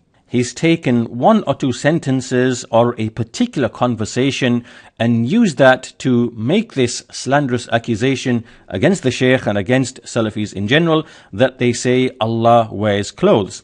And if anything, what this really shows is the corruption in his own heart and his own mind, because he, and before him Ar-Razi and other Jahmis, they are the ones who actually believe that the Dhahir of the hadith means that Allah wears clothes, and thus it needs ta'wil. They are the ones who believe that. Salafis do not believe that. Salafis do not believe that the Dhahir of these texts imply tajseem and tashbih as they do. And this is why, as we mentioned, that attention should be paid to the statement of Imam Ahmad, because he made a very important observation when he said, "Bal hum awla bit-tashbih," that it is the Jahmites who are more worthy of at-tashbih, and you can see why that is. It is because they had an evil presumption of the text. They are the ones who saw tajseem and tashbih in the text, and they presumed that the Dhahir of the text is somehow tajseem and tashbih. And then when the Salafis, when they say, we believe in this text and we take it upon its Dhahir, and by Dhahir they mean what the text actually means in the clear Arabic language, which is other than the tajseem and tashbih which these people presume. So this Jahmi, not understanding this because he is confused, and his mind has been poisoned by that ul-Kalam, and likewise his qasd, his intent and his motive has been subsequently corrupted by bigotry and fanaticism and hatred, then he made this slanderous allegation against Salafis as a whole and Shaykh Ibn Uthaymeen in particular. So what we want to do in part 3 is now look at statements of Shaykh Ibn Uthaymeen rahimahullah to show that he has exactly the same understanding, that this hadith is not speaking about actual clothes and that this is not the Dhahir of this hadith, unlike what the Jahmi thinks. This is what we are going to demonstrate in part 3 of this series and the subsequent parts, and through that the slander and the lie of this Jahmi will become clear, and the only thing left for him is to make open tawbah, to make an open apology, and just as he zealously published this video, then he should zealously publish his recantation and his tawbah and apologize to those people whom he slandered. And in all of this, we are being more merciful to this man than his mother and his father. So to proceed, let's move to a new canvas. And here we have a passage from the book of Shaykh Ibn Uthaymeen, rahimahullah, the explanation of the Aqidah of Ahlus-Sunnah wal-Jama'ah, page 100. In this passage, the Shaykh mentions the name of Allah, al-Mutakabbir, and he says that this name, tadullu ala al-azama, it indicates the attribute of greatness, meaning the one who has al-kibriya, the one who has grandeur and greatness. فَهُوَ مُتَكَبِّرٌ عَنْ كُلِّ نَقْصٍ وَكُلِّ أَذًى مُتَعَلٍ أو مُتَعَالٍ عَلِيهِ. So he is the one who is great above and beyond every deficiency, any type of harm or deficiency, and he is lofty and exalted over it.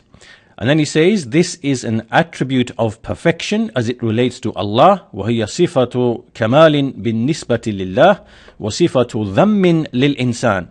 But it is a blameworthy attribute for man. لِأَنَّهُ لَا يَجُوزُ أَن يُنَازَعَ اللَّهِ في هذه الصفة, because it is not permissible to contend with Allah regarding this attribute.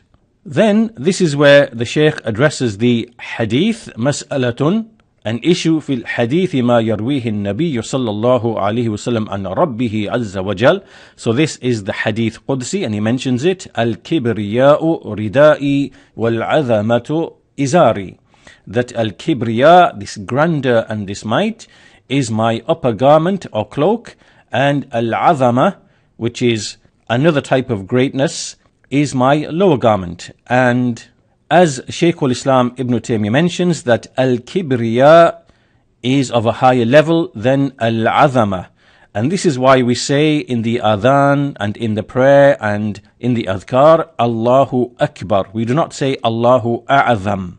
We say Allahu Akbar, because al-Kibriya is a type of greatness which is of a level higher than al-Azama.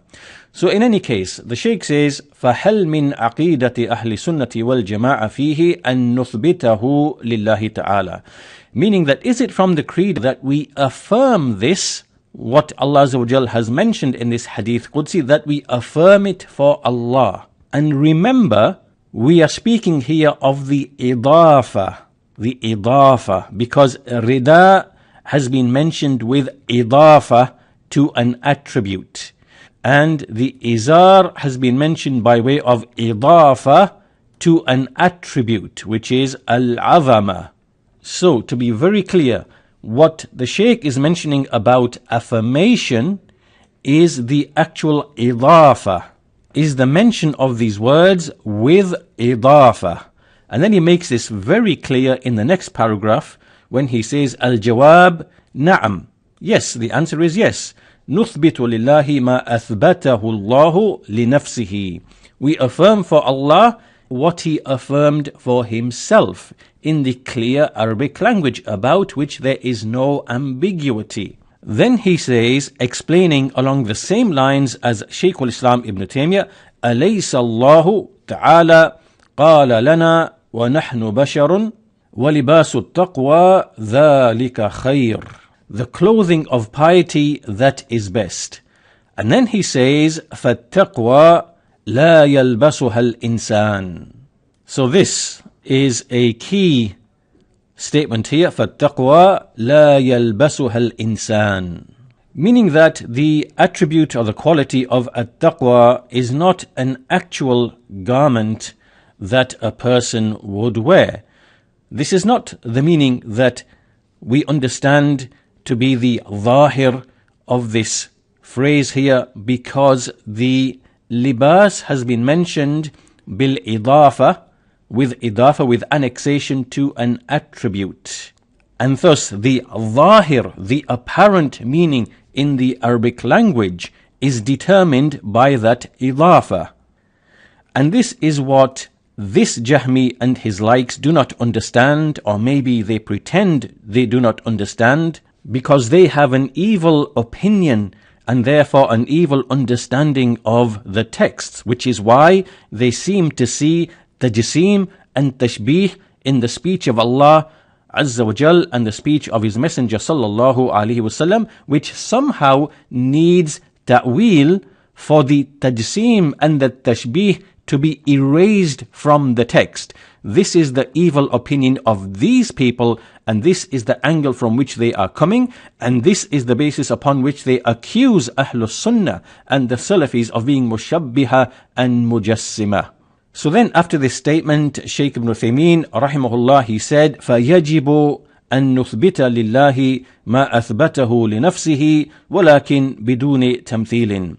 So it is obligatory that we affirm for Allah what He affirmed for Himself, however, without tamthil, without likening that to the creation. So the meaning of all of this, Shaykh Ibn Uthaymeen has clearly negated and denied that this is actual clothing, unlike what the Jahmi presumes and thinks. And he's given the example of this ayah, وَلِبَاسُ التَّقْوَى, and made it clear that taqwa is not something that you wear like a garment.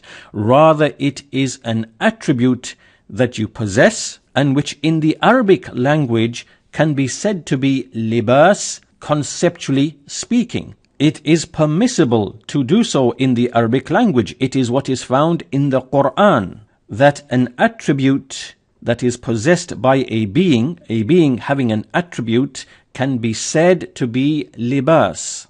Without that meaning, actual libas, meaning actual clothing. Just as Shaykh al-Islam Ibn Taymiyyah explained very clearly, as we mentioned in part 2 of this series. Thus we have to make a difference between the dhahir of the Jahmi, the dhahir that the Jahmi thinks, and the dhahir of a Sunni Salafi. The dhahir of the Jahmi, with respect to this hadith, al-Kibriya'u ridائي wal-'azamatu إزاري, he thinks this is an actual clothing, that this is what the dhahir of the hadith actually means. And this is incorrect. And as for the person of the Sunnah, he knows that because of the grammatical construction, where the rida and the izar is mentioned by way of idafa, that in itself falsifies the corrupt understanding of the Jahmi, who operates on the premise that the dhahir is actual clothing. That's his mistake. And the Sunni Salafi knows that is incorrect by the mere wording of the hadith itself. Then, when the Sunni Salafi says that it is obligatory to affirm for Allah what He affirmed for Himself without tamthil, and to leave it upon its dhahir, when the Salafi Sunni says that, the Jahmi wrongly thinks that the Sunni Salafi is speaking about the corrupt meaning that the Jahmi is thinking is the dhahir of the text, because of the poison in his heart and mind of the ul-Kalam.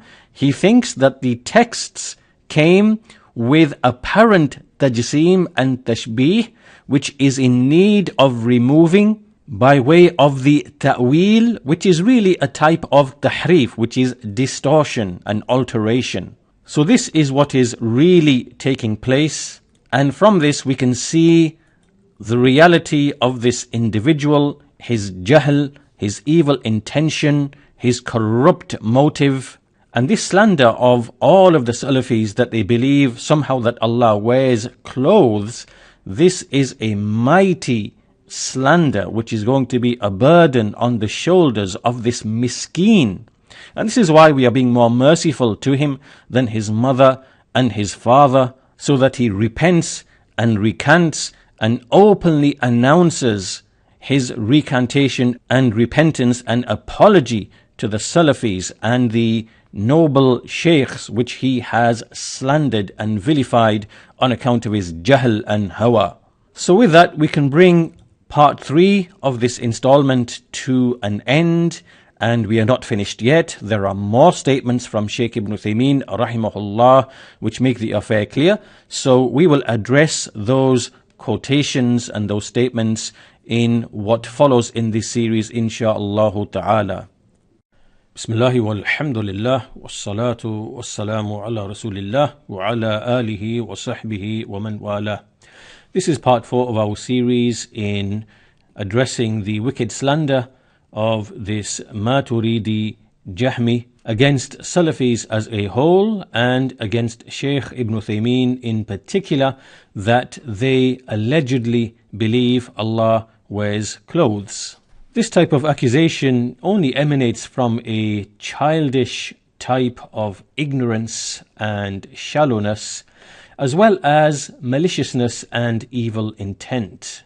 Now, one of the clearest signs and evidences for that this is malicious and with evil intent, is the fact that on the splash image, on the opening image for this particular video, we see the following.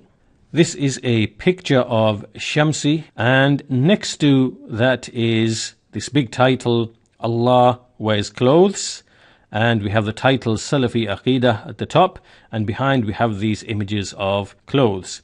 So the question arises, which is, what has Shamsi got to do with this particular subject matter? Because in the video, this Maturidi Jahmi did not mention Shamsi once, nor did he quote anything from Shamsi in which he allegedly says that Allah wears clothes or supports the saying that Allah wears clothes. So the very fact that he placed this image indicates the lack of honesty, the lack of truthfulness, and it proves malicious intent. And this alone, to a person with common sense and with some dignity and self-respect and truthfulness, this alone should be enough to cast doubt upon what this man is saying.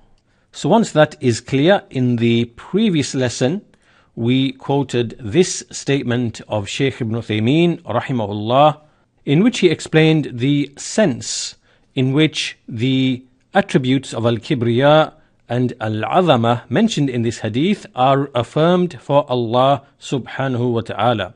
And he did this by quoting the same verse as Shaykh al-Islam Ibn Taymiyyah rahimahullah in his refutation of Ar-Razi, and that is the verse in Surah Al-A'raf, وَلِبَاسُ التَّقْوَى ذَلِكَ خَيْرٌ, and the garment of piety that is better. And he said, فَالتَّقْوَى لَا يَلْبَسُهَا الْإِنسَانِ.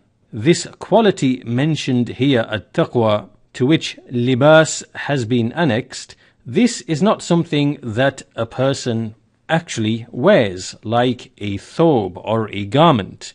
Rather, it is an attribute. And this attribute itself can be said to have the property of being a garment. And nobody would understand from this ayah, as explained by Shaykh al-Islam Ibn Taymiyyah, that this is somehow referring to an actual garment that a man pulls from his wardrobe and puts it on his back, and thereby he has now adorned himself with taqwa. Nobody thinks this. The only people thinking this type of corrupt meaning are the Jahmiyyah, who, due to the poisoning of their minds with kalam and falsafa, they seem to see tajseem and tashbih in the texts.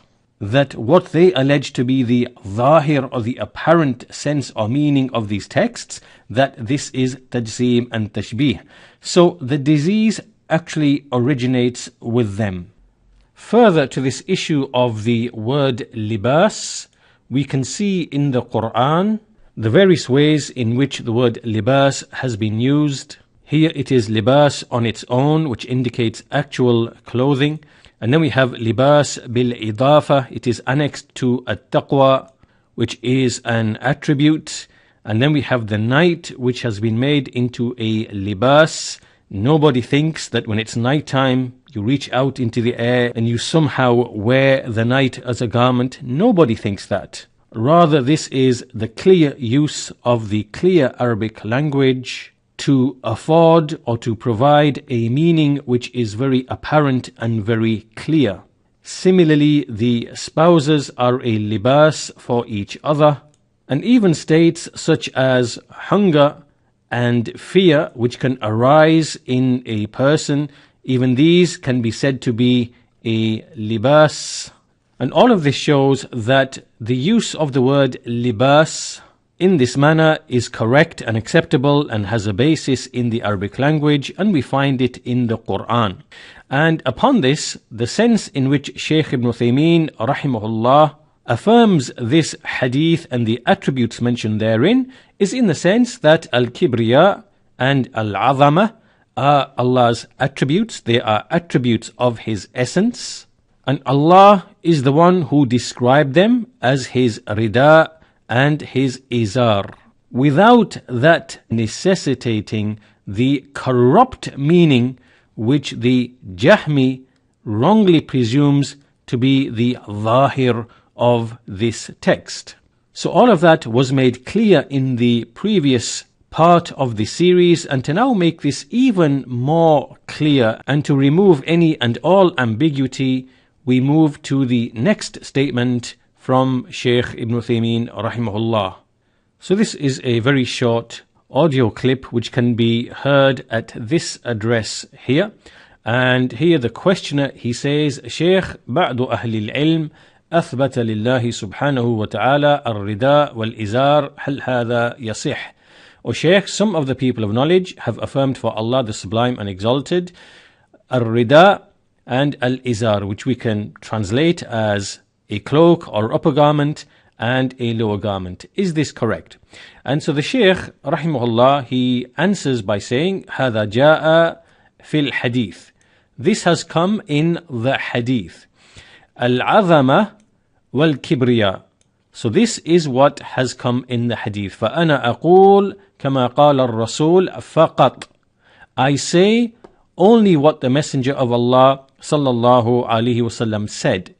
And then he said, ولا نقول إنه مثلا يلبس إزارا من قطن أو من صوف أو من حرير لا.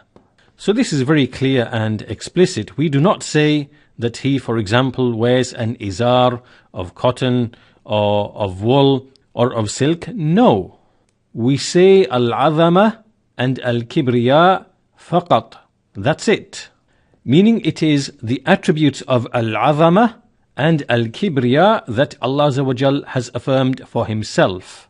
وَمِنَ الْمَعْلُومِ أَنَّهُمَا مَعْنِيَانِ. It is known that these are conceptual. لَيْسَ حِسِّيَّيْنِ. They are not perceptible, meaning that these attributes are meanings and they are conceptual. However, this one is at the level of al-izar and this one is at the level of al-rida. Meaning Allah Azza wa Jal is the one who has described each of these attributes, one of them as being an izar and the other as being a rida. It is Allah Azza wa Jal who said that. So we affirm the attribute al-izz and al-kibriya, and we affirm that Allah is the one who described it in that manner. So we say exactly as the Messenger of Allah sallallahu alaihi wasallam said, فَأَنَا أَقُولُ كَمَا قَالَ الرَّسُولُ فَقَط. So this is very clear and explicit from the Shaykh. He is negating and denying that the sense in which he is affirming these attributes is like what is claimed by this lying and deceitful Maturidi Jahmi. And thus we make a distinction between what is alleged to be the Dhahir of this hadith, which is presumed by this Maturidi, Jahmi and his likes, which is that corrupt meaning which originates in their hearts. We distinguish between that and between what is being affirmed by Shaykh Ibn Uthaymeen, rahimahullah, upon the clear Arabic tongue, in which there is no corrupt meaning. And this is because the izar is being annexed to al-izz, which is the attribute, and the rida is being annexed to al-kibriya, which is the attribute. And since al-izz or al-azama and al-kibriya are ma'niyan, they are conceptual, then the corrupt meaning which the Maturidi Jahmi is alleging, it is negated by virtue of that. Just as Shaykh al-Islam Ibn Uthaymeen rahimahullah explained, as we discussed in part 2 of this series. And as the Shaykh said at the end, لكن هذا بمنزلة الإزار وهذا بمنزلة الرداء. However, this one, which is al-azama or al-izz, is at the level of al-izar, and that one, meaning al-kibriya, is at the level of al-rida. With the meaning that just as an izar and a rida is uniquely the clothing of a person, no one jointly wears these garments with him or shares with him, then in the same way the attributes of al-izz or al-azama and al-kibriya are the izar and the rida of Allah subhanahu wa ta'ala respectively, with that particular meaning. And this particular meaning can be seen in another statement of Shaykh Ibn Uthaymeen rahimahullah in his book Sharh Riyadh al-Salihin, in which he said, فالله تعالى يقول العز إزاري والكبرياء ردائي. Allah the Exalted says that al-izz is my izar and al-kibriya is my rida. وهذا من الأحاديث التي تمر كما جاءت عن النبي صلى الله عليه وسلم. These are from the ahadith that are to be passed on exactly as they have come from the Prophet sallallahu alaihi wasallam. And so this is exactly why the Shaykh said, فأنا أقول كما قال الرسول فقط.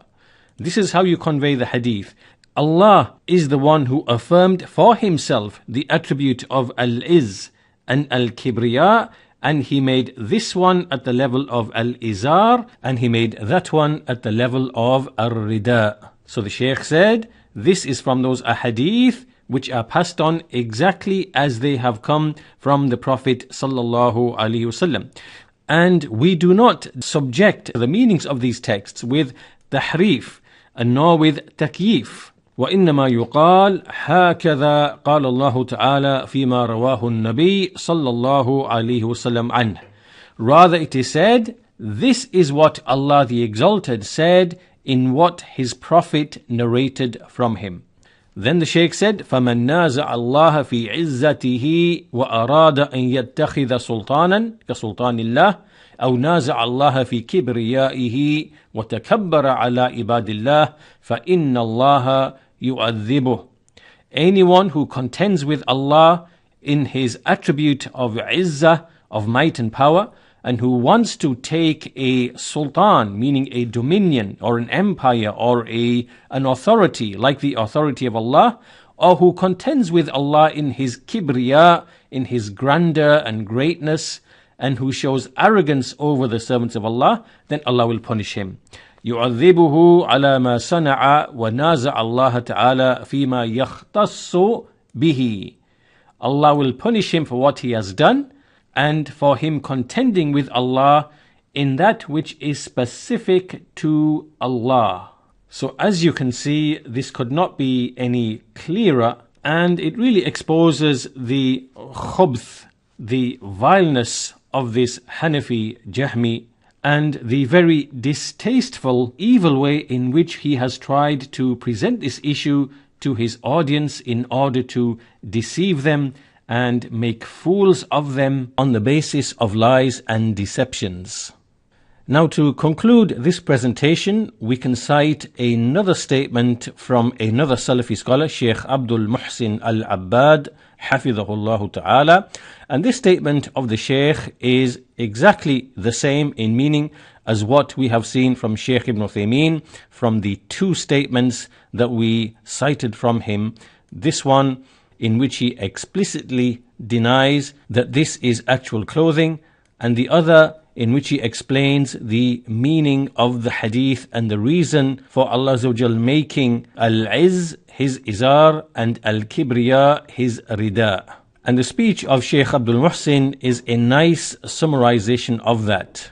This is taken from his explanation of Sunan Abi Dawood, and the audio is available, and this occurs in the question and answer session at the end of the lesson. And a questioner, he says, جاء في الحديث القدسي العظمة إزاري والكبرياء ردائي هل يستدل بهذا على إثبات صفة الإزار والرداء? Which means that in the Hadith Qudsi there has come العظمة إزاري والكبرياء ردائي, that greatness is my lower garment and grandeur and greatness again of a higher type is my upper garment. Can this hadith be used as evidence to affirm the attributes of al-izar and al-rida? And so the Shaykh says, al-jawab, la. And that's because al-izar and al-rida is not the actual attribute. The attribute is al-izz and al-kibriya. And it is the attribute itself which Allah has described as his izar, and it is the attribute itself, al-kibriya, which Allah has described as his rida. So the attributes are al-izz and al-kibriya. So the Shaykh continues, هذا لا يثبت منه صفة الإزار ولا الرداء. So the attributes of al-izar and al-rida are not established on the basis of this hadith.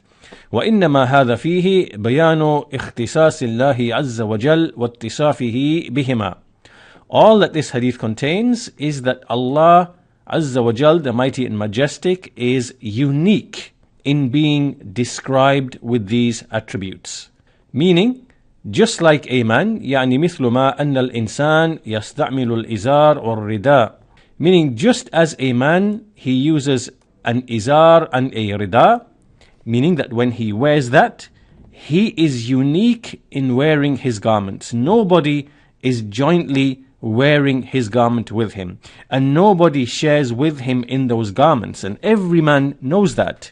When he wears his apparel, when he wears his clothes, his izar or his rida, he knows that he's the only one wearing them, and he does not make anyone share in the wearing of those garments.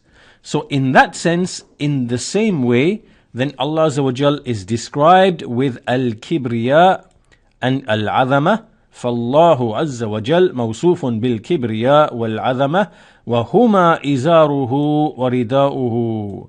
And they are his izar and his rida in that sense. لكن لا يقال, however, it is not to be said, إن من صفات الله الإزار أو الردا. But we do not say that izar is an attribute of Allah and rida is an attribute of Allah. No, we say that al-izz and al-kibriya are the attributes of Allah.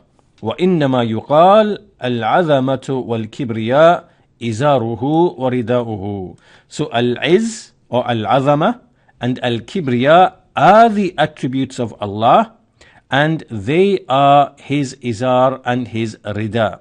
So this is very clear to understand. It is not very difficult to grasp. And just as Allah subhanahu wa ta'ala said in the ayah in Surah Al-A'raf, وَلِبَاسُ التَّقْوَى ذَلِكَ خَيْرٌ, we say about a man that taqwa is his attribute, and that is a libas for him. And no one understands from this that libas now is an attribute of the man himself, that this now is his sifa. No, it is taqwa, piety, that is the sifa, the attribute of the man. And this attribute is a garment for him in the various senses which have been explained by the people of knowledge, the Mufassirin from the Sahaba and other than them. That this taqwa, which is his righteous action or his iman or his fear of Allah and what is similar, and all of these are true and real things. These are haqiqi, meaning that iman is something true and real, righteous actions are something true and real, the fear of Allah is something true and real. All of this is taqwa, and that serves as a garment for him in this life and the next. And in the next life it will serve as a protection for him from the punishment of Allah subhanahu wa ta'ala. So if we can understand that, and everybody knows and understands that the word libas here does not mean an actual garment of cotton or wool and the likes. Rather, this is speaking about an attribute about which it is permissible to say in the Arabic language that it is a libas, because the root meaning of this word libas allows that. So if we can grasp that, then how can a person not understand the meaning of the statement of Allah Azza wa Jal, al-Izzu Izari wal-Kibriya'u ridai, without falling into that evil Jahmi presumption that this somehow refers to actual garments and actual clothing. This can only come from a person who has been deprived of understanding and whose intellect has been poisoned, such as the likes of this Hanafi, Maturidi, Jahmi and his likes. So upon that we can conclude part 4 of this series, and in the next part in this series we are going to look at the actual statement of Shaykh Ibn Uthaymeen rahimahullah that was used by this Jahmi in order to level his accusation, and we shall explain and clarify the true meaning of that statement insha'Allah ta'ala, and how it is other than what this Jahmi has presumed. Bismillah walhamdulillah wassalatu wassalamu ala rasulillah wa ala alihi wa sahbihi wa man wala. This is part 5 in our series in responding to the allegations of this Hanafi Maturidi Jahmi against the Salafis as a whole, and Shaykh Ibn Uthaymeen in particular, that they allegedly believe that Allah wears clothes. This is both a very cheap and malicious slander. And in the previous parts in this series, we explained the futility of this claim by quoting from Shaykh al-Islam Ibn Taymiyyah rahimahullah, who refuted Fakhruddin al-Razi on this very same issue. And in part 3 of this series, we quoted this statement of Shaykh Ibn Uthaymeen rahimahullah, in which he explained the manner in which these attributes of Allah subhanahu wa ta'ala, al-Kibriya and al-Azamah, how they are affirmed, given that Allah described them as his izar and as his rida. And the Shaykh mentioned the ayah in the Quran, وَلِبَاسُ التَّقْوَى ذَلِكَ خَيْرٌ, indicating that at-taqwa mentioned in this ayah is not an actual garment, a material garment that a man wears. Rather, it is an attribute that he possesses, and that this hadith is to be understood in the same way that al-Kibriya and al-Azamah are the actual attributes of Allah subhanahu wa ta'ala, and he is the one who described them as his rida and his izar. And there is a reason why they have been described as izar and rida, which Shaykh Ibn Uthaymeen himself explained.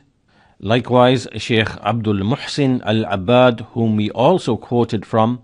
And it is to establish that these attributes are unique and specific to Allah, just in the same way that every man knows that his garments, his izar, his rida that he wears, only he is wearing them. He does not share them or jointly wear them with anybody else. So every man knows this. In the same way, Allah's attributes of al-Kibriya and al-Azamah are unique to him, and no one contends with him regarding them. If they do, then Allah will punish such people. And this is what the Shaykh explained in what we cited from him in this statement here, that anyone who contends with Allah or competes with Allah with respect to his izzah and tries to assume an authority like the authority of Allah and contends with Allah in his kibriya, then Allah will punish him for what he has done, because these are attributes which are unique and specific to Allah. And the same meaning was given by Shaykh Abdul-Muhsin al-Abbad, حفظه ta'ala. And finally, we also quoted the very clear and explicit statement of Shaykh Ibn Uthaymeen, رحمه, in which he categorically negates and denies this meaning which the likes of Ar-Razi and other Jahmis consider to be the corrupt apparent meaning, which is that al-Izzu Izari wal-Kibriya'u ridائي, the mention of Izar and Rida is somehow actual garments. This, as explained by Shaykh al-Islam Ibn Taymiyyah, is false and incorrect, because the very grammatical construction, the text itself, negates such a corrupt meaning. And Shaykh Ibn Uthaymeen himself said explicitly, وَلَا نَقُولُ إِنَّهُ مَثَلًا يَلْبِسُ إِزَارًا مِنْ قُطن أو مِنْ صُوف أو مِنْ حَرِيرٍ لَا. We do not say that he, for example, wears an izar made of cotton or wool or silk. No. We say al-azama wal-kibriya faqat. We say that it is these two attributes, al-azama and al-kibriya, and that's it. وَمِنَ الْمَعْلُومِ أَنَّهُمَا مَعْنِيَّان. It is known that they are conceptual, they are meanings, they are conceptual. لَيْسَ حِسِّيَّين. They are not perceptible. However, one of them is at the level of izar and the other one is at the level of rida. So this is very, very clear, and this now leads us to the actual statement that was used by this Hanafi Maturidi Jahmi in order to accuse Shaykh Ibn Uthaymeen of claiming that Allah wears clothes. And this statement of Shaykh Ibn Uthaymeen is right here. It is a very short clip, and the whole clip can be listened to at this address at the bottom here. These are the main parts, the essential parts, because this is what the Hanafi Maturidi Jahmi, this is what he underlined. He underlined this part here, and he also focused on this part here. And so this is what we are going to discuss in what follows. So in this short conversation, the questioner is asking the Shaykh about this particular hadith, and the Shaykh said, يُؤْمِنُونَ بِهِ كَمَا جَاءَ فِي الْحَدِيثِ, that we believe in it exactly as has come in the hadith, which is very simple and very clear. Allah Azza wa Jal has the attributes of al-izz or al-azama and al-kibriya.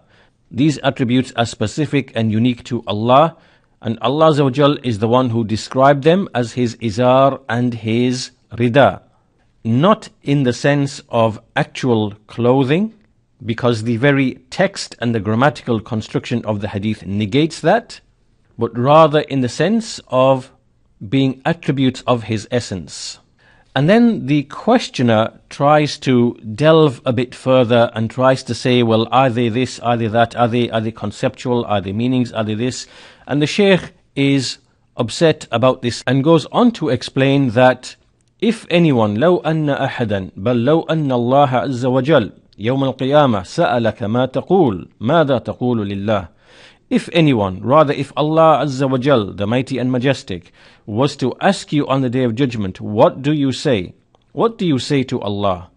What the Shaykh means here is that Allah Azza wa Jal is the one who informed us about this.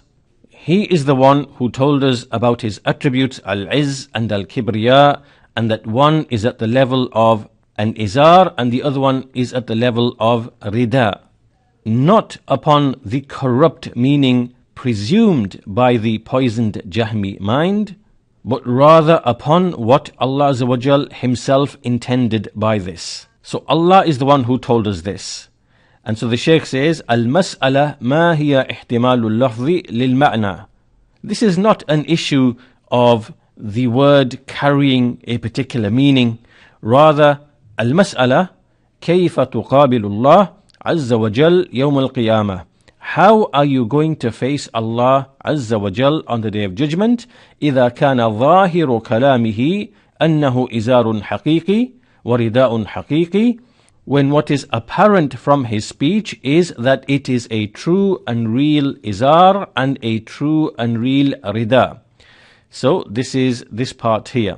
And this is what the Jahmi has used. And then the Shaykh said, وَلَكِنْ كَيْفَ ارْتَدَى بِهِ كَيْفَ اتَّزَرَ بِهِ. However, how is this a rida for him and how is this an izar for him? هَذَا عِلْمُهُ عِنْدَ اللَّهِ. This knowledge is with Allah. أَفَهِمْتَ.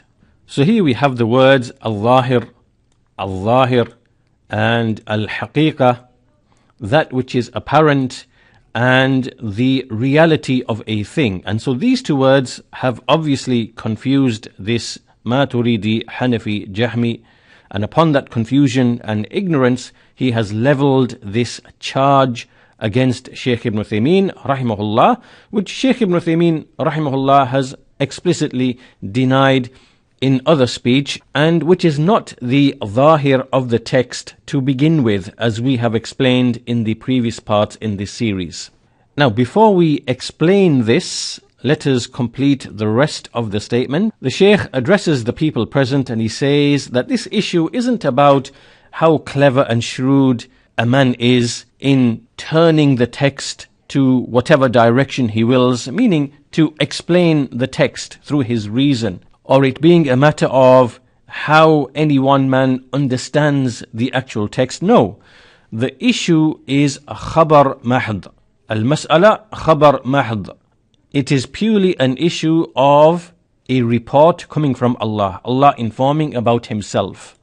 In other words, there is no role for the intellect in any of this. It is pure revelation from Allah subhanahu wa ta'ala. He said, أخبر الله بها عن نفسه.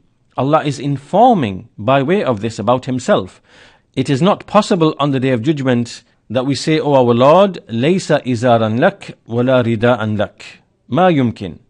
It's not possible for us to come on the day of judgment and say to Allah, "O Allah, you do not have an izar, you do not have a rida," which, as we know from the hadith itself, this is simply his azama and his kibriya. His izar is his attribute of al-azama, and his rida is his attribute of al-kibriya. So what is being affirmed is the izar of al-azama and the rida of al-kibriya. And because the izar and the rida was mentioned by way of annexation, bil-idafa, to these attributes, then that is in itself a negation of the meaning that this refers to actual material clothes that are worn. So once we are familiar with this speech of Shaykh Ibn Uthaymeen, rahimahullah, which has been used by the Hanafi, Maturidi, Jahmi, we can look at what is meant by the word Dhahir and the word Haqiqah. And to do that, we can return back to the ayah in the Quran, وَلِبَاسُ التَّقْوَى ذَلِكَ خَيْرٌ, which was used by Shaykh al-Islam Ibn Taymiyyah rahimahullah to refute Ar-Razi, and likewise it was also mentioned by Shaykh Ibn Uthaymeen himself. With respect to this phrase, لِبَاسُ التَّقْوَى, there are numerous interpretations based upon how the ayah is read.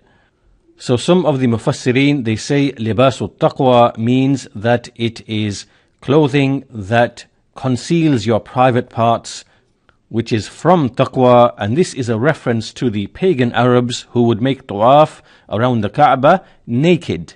So this is an interpretation. And others say that it is the garments that people will wear in paradise, which they will have entered on account of at-taqwa. So in other words, the garments of the hereafter in paradise are better than the garments in the life of this world. So these are interpretations. However, the majority of the mufassirin, they explain libasul taqwa as being an actual attribute of a man, given that the word libas, or the root of this word, the root letters, the lam, ba and sin, in its various derivatives, can be used in the Arabic language with respect to attributes and states and conditions. As you can see in these examples, وَلَا تَلْبِسُوا الْحَقَّ بِالْبَاطِلِ, do not clothe truth with falsehood. Truth and falsehood are conceptual. Likewise, the statement of Allah Azza wa Jal, الَّذِينَ آمَنُوا وَلَمْ يَلْبِسُوا إِيمَانَهُمْ بِظُلْمٍ, those who believe and do not confuse or mix their iman with dhulm, meaning their tawheed with shirk. وَجَعَلْنَا اللَّيْلَ لِبَاسًا, we have made the night as a covering. And in this ayah, فَأَذَاقَهَا اللَّهُ لِبَاسَ الْجُوعِ وَالْخَوْفِ, referring to a city which was ungrateful for the favors of Allah, Allah made it to taste the clothing of hunger and fear. These are states and conditions. And upon that, the meaning of libasul taqwa is that which a man has of attributes and qualities and traits. And this is what we find in the speech of the Mufassirin. So from them, for example, is the statement of Ibn Abbas radiyallahu anhu, huwa al-amal as-Salih, it is the righteous action. And from As-Suddi, Qatada and Ibn Jurayj, that it is iman, al-iman. And the point being here is that depending on what you take to be the Dhahir, then the Haqiqah will follow on from that. So what is the Dhahir of this text, libasul taqwa? It is not referring to actual garments, actual material garments. It is referring to attributes. So if that is the Dhahir, then what is the Haqiqah? And is there a Haqiqah? Meaning, is the libas of taqwa something true and real? And the answer is yes. Righteous actions are something true and real. Iman is something true and real. To explain this further, when a baby is born, it is unclothed, it is naked, it has no garments, and then over time it is clothed by its mother, and as the baby develops into a child and then a man, it has its apparel, it has its clothing, by which the awra is covered, and also for beautification. So it went from being unclothed to being clothed. And similarly, when the baby is born, it has no righteous actions, it has no qualities such as wisdom and generosity and mercy and compassion and the likes. And as the baby grows into a child and reaches puberty and then becomes responsible and accountable for his or her actions, we see that this man or this woman acquires attributes and traits such as humility and truthfulness and modesty and generosity and so on and so forth. So this becomes the libas of that man or that woman, just as this clothing here is the libas. And both of these usages are correct and acceptable in the Arabic language. So we can say here, for example, al-haya, modesty, is his libas. In fact, some of the Mufassirin explained libasul taqwa as al-haya, al-haya. We can say humility is his libas. We can say truthfulness is his libas. And here we mean sifat. And this is a correct usage.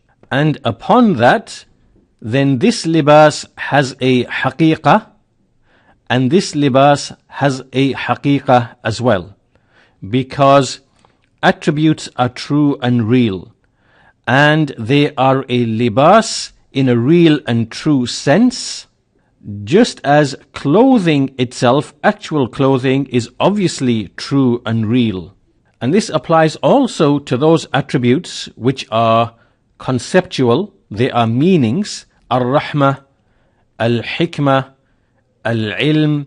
These are attributes of Allah subhanahu wa ta'ala, and these are true and real attributes. They are haqiqi, they are true and real. They are actual attributes of Allah's essence, which He is described with. And so when we say they are haqiqi, it means they are true and real. They are actual attributes. And that they do have a reality, although we do not know what that reality is. So the point being from all of this, when we read these explanations of the meaning of libasul taqwa, and we know that libasul taqwa here is not referring to actual clothing, rather it is a reference to attributes and states, then we understand from this that even though it is conceptual, it nevertheless still has a haqiqah, it has a reality. Just like these attributes, they are conceptual, but they are true and real. So coming back to the speech of Ibn Qutaybah, rahimahullah, he said, al-ma'na, the meaning of this verse is, وَلِبَاسُ التَّقْوَى خَيْرٌ مِنَ الثِّيَابِ, that the garment of piety, the quality and the trait of piety is better than actual clothing. Because لأن الفاجر, because the sinful person, وإن كان حسن الثوب, even though he might have a beautiful garment and beautiful dress, فهو بادي العورة, he is nevertheless exposed. He's exposed and unclothed. And so the meaning here is that in the sight of Allah Azza wa Jal, a believer who has the garment of at-taqwa, meaning righteous actions, al-iman, the fear of Allah, al-haya, which is modesty and humility in front of Allah, al-dhul, humility in front of Allah, this is the one who is truly clothed, even though he may be naked. And as for the sinful man, even though he might be clothed in the most beautiful of garments, he is still naked, exposed and uncovered. And it is the believer who has the zina, who has the beauty by virtue of his taqwa. So, is there a haqiqah? Is there a reality to libasul taqwa, even though it is conceptual? And the answer is yes. Because these are the realities being explained by the Mufassirin. This is what is meant. And so the garment of taqwa is a real and true thing which benefits a believer in the life of this world, and in the hereafter it will benefit him as well. Abdul-Rahman bin Zayd bin Aslam, he said, يَتَّقِ the believer fears Allah, has taqwa of Allah, فَيُوَارِي عَوْرَتَهُ, and thereby his awrah, meaning that which is private, that which is secret, that which is concealed of his affair, then it is protected and covered up for him. And then there are other statements, for example, from as-Sa'di rahimahullah, commenting upon the statement of Allah Azza wa Jal, وَيُنَجِّ اللَّهُ الَّذِينَ اتَّقَوْا بِمَفَازَتِهِمْ, that Allah will deliver and save those who have taqwa, who are pious and righteous, بِمَفَازَتِهِمْ, by way of their attainment, by way of that which they did, by way of their success. And he goes on to explain, this is because they had the means or the tool of safety and delivery, which is the taqwa of Allah subhanahu wa ta'ala, which is the garment of at-taqwa. And they will not be touched by any evil, la yamassuhum as-su', meaning the punishment. And Imam al-Baghawi rahimahullah, he said, يُنْجِيهِمْ بِفَوْزِهِمْ مِنَ النَّارِ بِأَعْمَالِهِمْ الْحَسَنَةِ, they will be saved and delivered from the hellfire by way of their righteous actions. So the point being, is the libas of taqwa a true and real thing? Does it have a haqiqah? And the answer is yes, even though we know it is not actual clothing. Just as we also know that these attributes like al-Rahmah and al-Hikmah and al-Ilm and what is similar, these are attributes which are meanings. They are not perceptible as such, but nevertheless, are they true and real? Are they haqiqi? Well, yes, they are. They are true and real attributes. So the point in all of this was to show the usage of the word Dhahir and the usage of the word Haqiqah, and how the reality is tied to what you consider to be the Dhahir. And this discussion has laid the foundation for us to now discuss the hadith in question, al-Izzu Izari wal-Kibriya'u ridائي, and how the poisoned Jahmi mind has misunderstood this hadith And upon that misunderstanding, this poisoned Jahmi mind has made false allegations and accusations against the people of the Sunnah. So we can now move to this diagram here. Given what has preceded, when we now read this hadith, the Hadith Qudsi, in which Allah Azza wa Jal said, Al-Izzu Izari, Al-Izz is my izar, my lower garment, wal-Kibriya ridai, and al-Kibriya is my upper garment, then we can either have the Dhahir, the apparent meaning of the Jahmite. So when he reads this hadith, in his view, the Dhahir, the apparent and obvious meaning, to him is a corrupt meaning, because he understands this from the very beginning to mean actual clothing, to be an actual izar and an actual rida. This is what originates in his heart, which is why the tashbih and the tajseem originates with him, because that is what he took to be the Dhahir in the first place. Now, if that is the case, then the haqiqah of what he presumed to be the apparent meaning, then the haqiqah will obviously be based upon that. In contrast to the Jahmi, the people of the Sunnah, the people upon the way of the Salaf, to them the izar and the rida, they are mentioned by way of idafa, by way of annexation to attributes which are ma'nawi, which are conceptual. And therefore this negates any alleged corrupt meaning. This negates the alleged Dhahir of the Jahmite. In other words, what the Sunni Salafi sees as the Dhahir is itself a negation of what the Jahmi is presuming to be the Dhahir. And so therefore, the haqiqah of what is affirmed by the Sunni Salafi is altogether different to what is being presumed by the Jahmi upon his corrupt understanding. Just in the same way as with libasul taqwa, depending on how you interpret libas, the libas of at-taqwa, then the haqiqah will be different. It will be based upon what you consider to be the meaning of this text, the dhahir of this text. And when libas is annexed to at-taqwa, which is an attribute, a sifa, and which itself has a certain reality as an attribute, which is righteous actions and iman and so on, then it takes a reality, a haqiqah, that is appropriate to it. And we cannot say, for example, the Messenger of Allah sallallahu alaihi wasallam, who is atqa nas, who is the most pious of the creation, who has the libas of taqwa, more so than anybody else, we cannot now say whether in this life or the hereafter that Muhammad sallallahu alaihi wasallam does not have a libas, meaning libas of taqwa. And likewise about the believers who also have the libas of taqwa. We cannot say, "Oh Allah, you mentioned libas of taqwa in your book about the believers. We do not believe this. We do not accept this. We do not say that Muhammad sallallahu alaihi wasallam has a libas, or that the believers have a libas. We do not believe this. We do not accept this." You cannot say that, because attributes such as at-taqwa, they can be said to be libas. This is a correct usage in the Arabic language. And likewise, this libas has an actual reality. It is haqiqi. There is a certain reality to it. So when all of that is clear, then likewise, there is a reality to the izar of al-izz and the rida of al-kibriya, which Allah Himself has affirmed for Himself. There is a reality to this upon this meaning here, which is other than the corrupt meaning presumed by the Jahmi.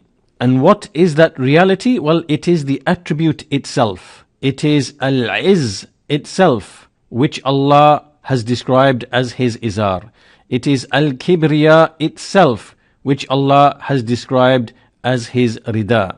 Just like when we say that the libas of taqwa, it is taqwa itself which is the libas. Not that there is an actual garment that a man somehow wears which then confers upon him at-taqwa. No, taqwa is a sifa. It is the sifa itself which is said to be the libas. So in the same way, what is the haqiqah? It is al-izz and al-kibriya. These are the actual attributes. And these are true and real attributes. So we say, is the izar of the attribute of al-izz and the rida of the attribute of al-kibriya, which is the attribute itself, is it true and real? Is it haqiqi? Yes, it is. Just in the same way as al-hayat, which is life, that the Ash'aris and Maturidis affirm, and al-ilm, knowledge, which they also affirm, and al-qudra, which they also affirm, and other attributes. These are true and real. Are these haqiqi? Are they true and real attributes which Allah actually has? Yes, they are, and you cannot deny this. However, among all of the attributes of Allah subhanahu wa ta'ala, there are two attributes, al-izz and al-kibriya, which He has described as being His izar and rida. So therefore, what is the reality of His izar and rida?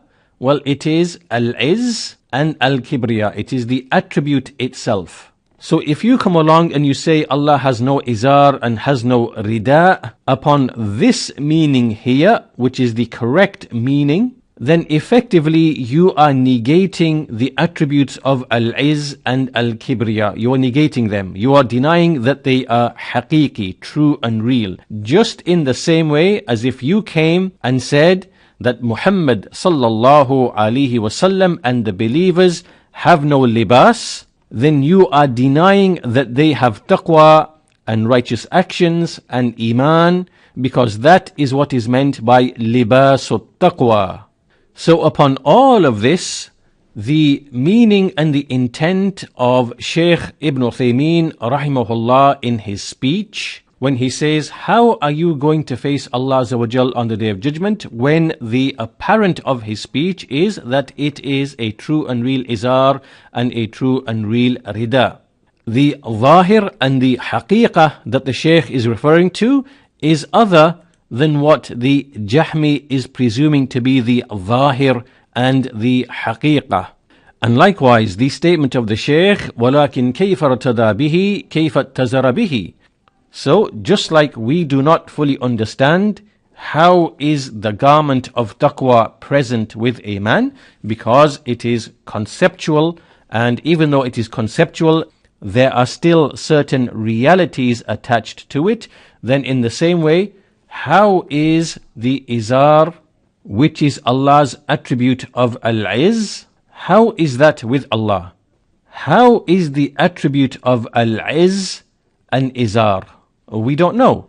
How is the attribute of al-kibriya a rida? We don't know. We do not know the reality of that. The knowledge of that is with Allah subhanahu wa ta'ala.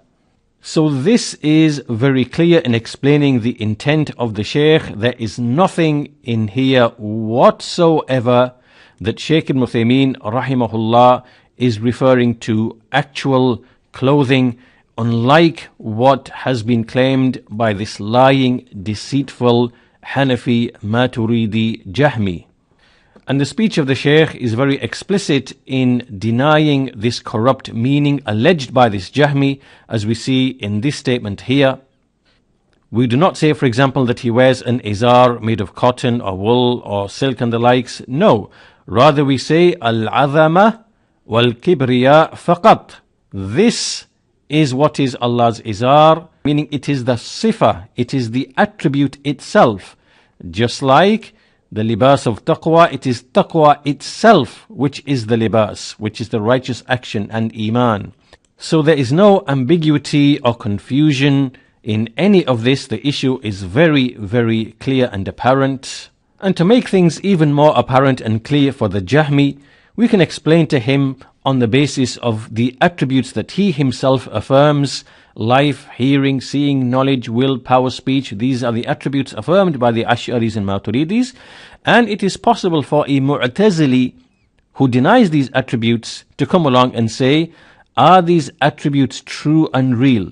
Are they haqiqi? Are they haqiqi? Meaning, are these actual true and real attributes with Allah subhanahu wa ta'ala?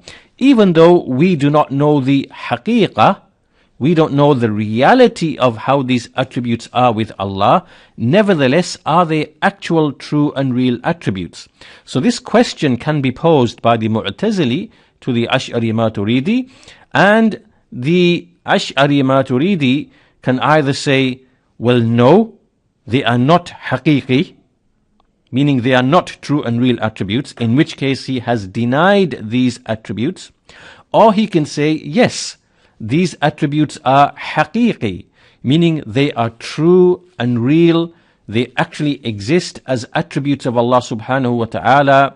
And if they say yes, then the Mu'tazili can say, you have committed tajseem and tashbih, because you have affirmed actual attributes for Allah, which you have likened and treated to be the life of a man, the hearing of a man, the seeing of a man, the knowledge of a man, the will, power and speech of a man. You have committed tajseem and tashbih. And the answer is that just by saying that these attributes are haqiqi, they are true and real, they have a true and real existence, that does not mean that we have now somehow likened the realities of these attributes to the realities which are found in the creation. And so in the same way, the attribute of al-izz and the attribute of al-kibriya, these are true and real attributes. And Allah Azza wa Jal has described one of them as izar and the other one as rida.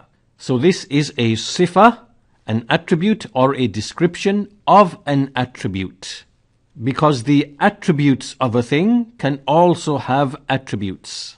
Allah Azza wa Jal has the attribute of speech, kalam, and his attribute of speech, kalam, is truth, it is haqq, and it is sidq, also meaning truth. So these are attributes of an attribute.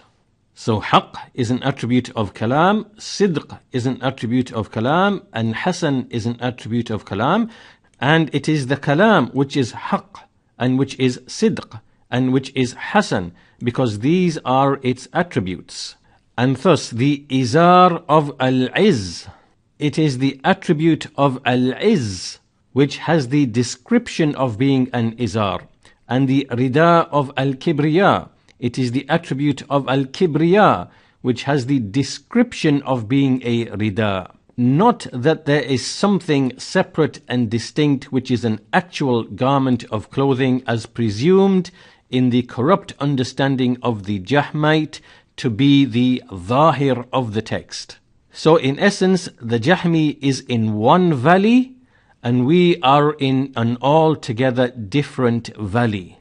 And what we consider to be the haqiqah is based upon what we consider to be the Dhahir. And this is in contrast to what the Jahmi considers to be the haqiqah, based upon what he considers to be the Dhahir in his corrupt understanding. So essentially it is the Jahmi who has his wires crossed, so to speak. And therefore the people of the Sunnah are free and innocent of the slander and the lies of this Hanafi Maturidi Jahmi. And upon that note we can conclude this part of the series.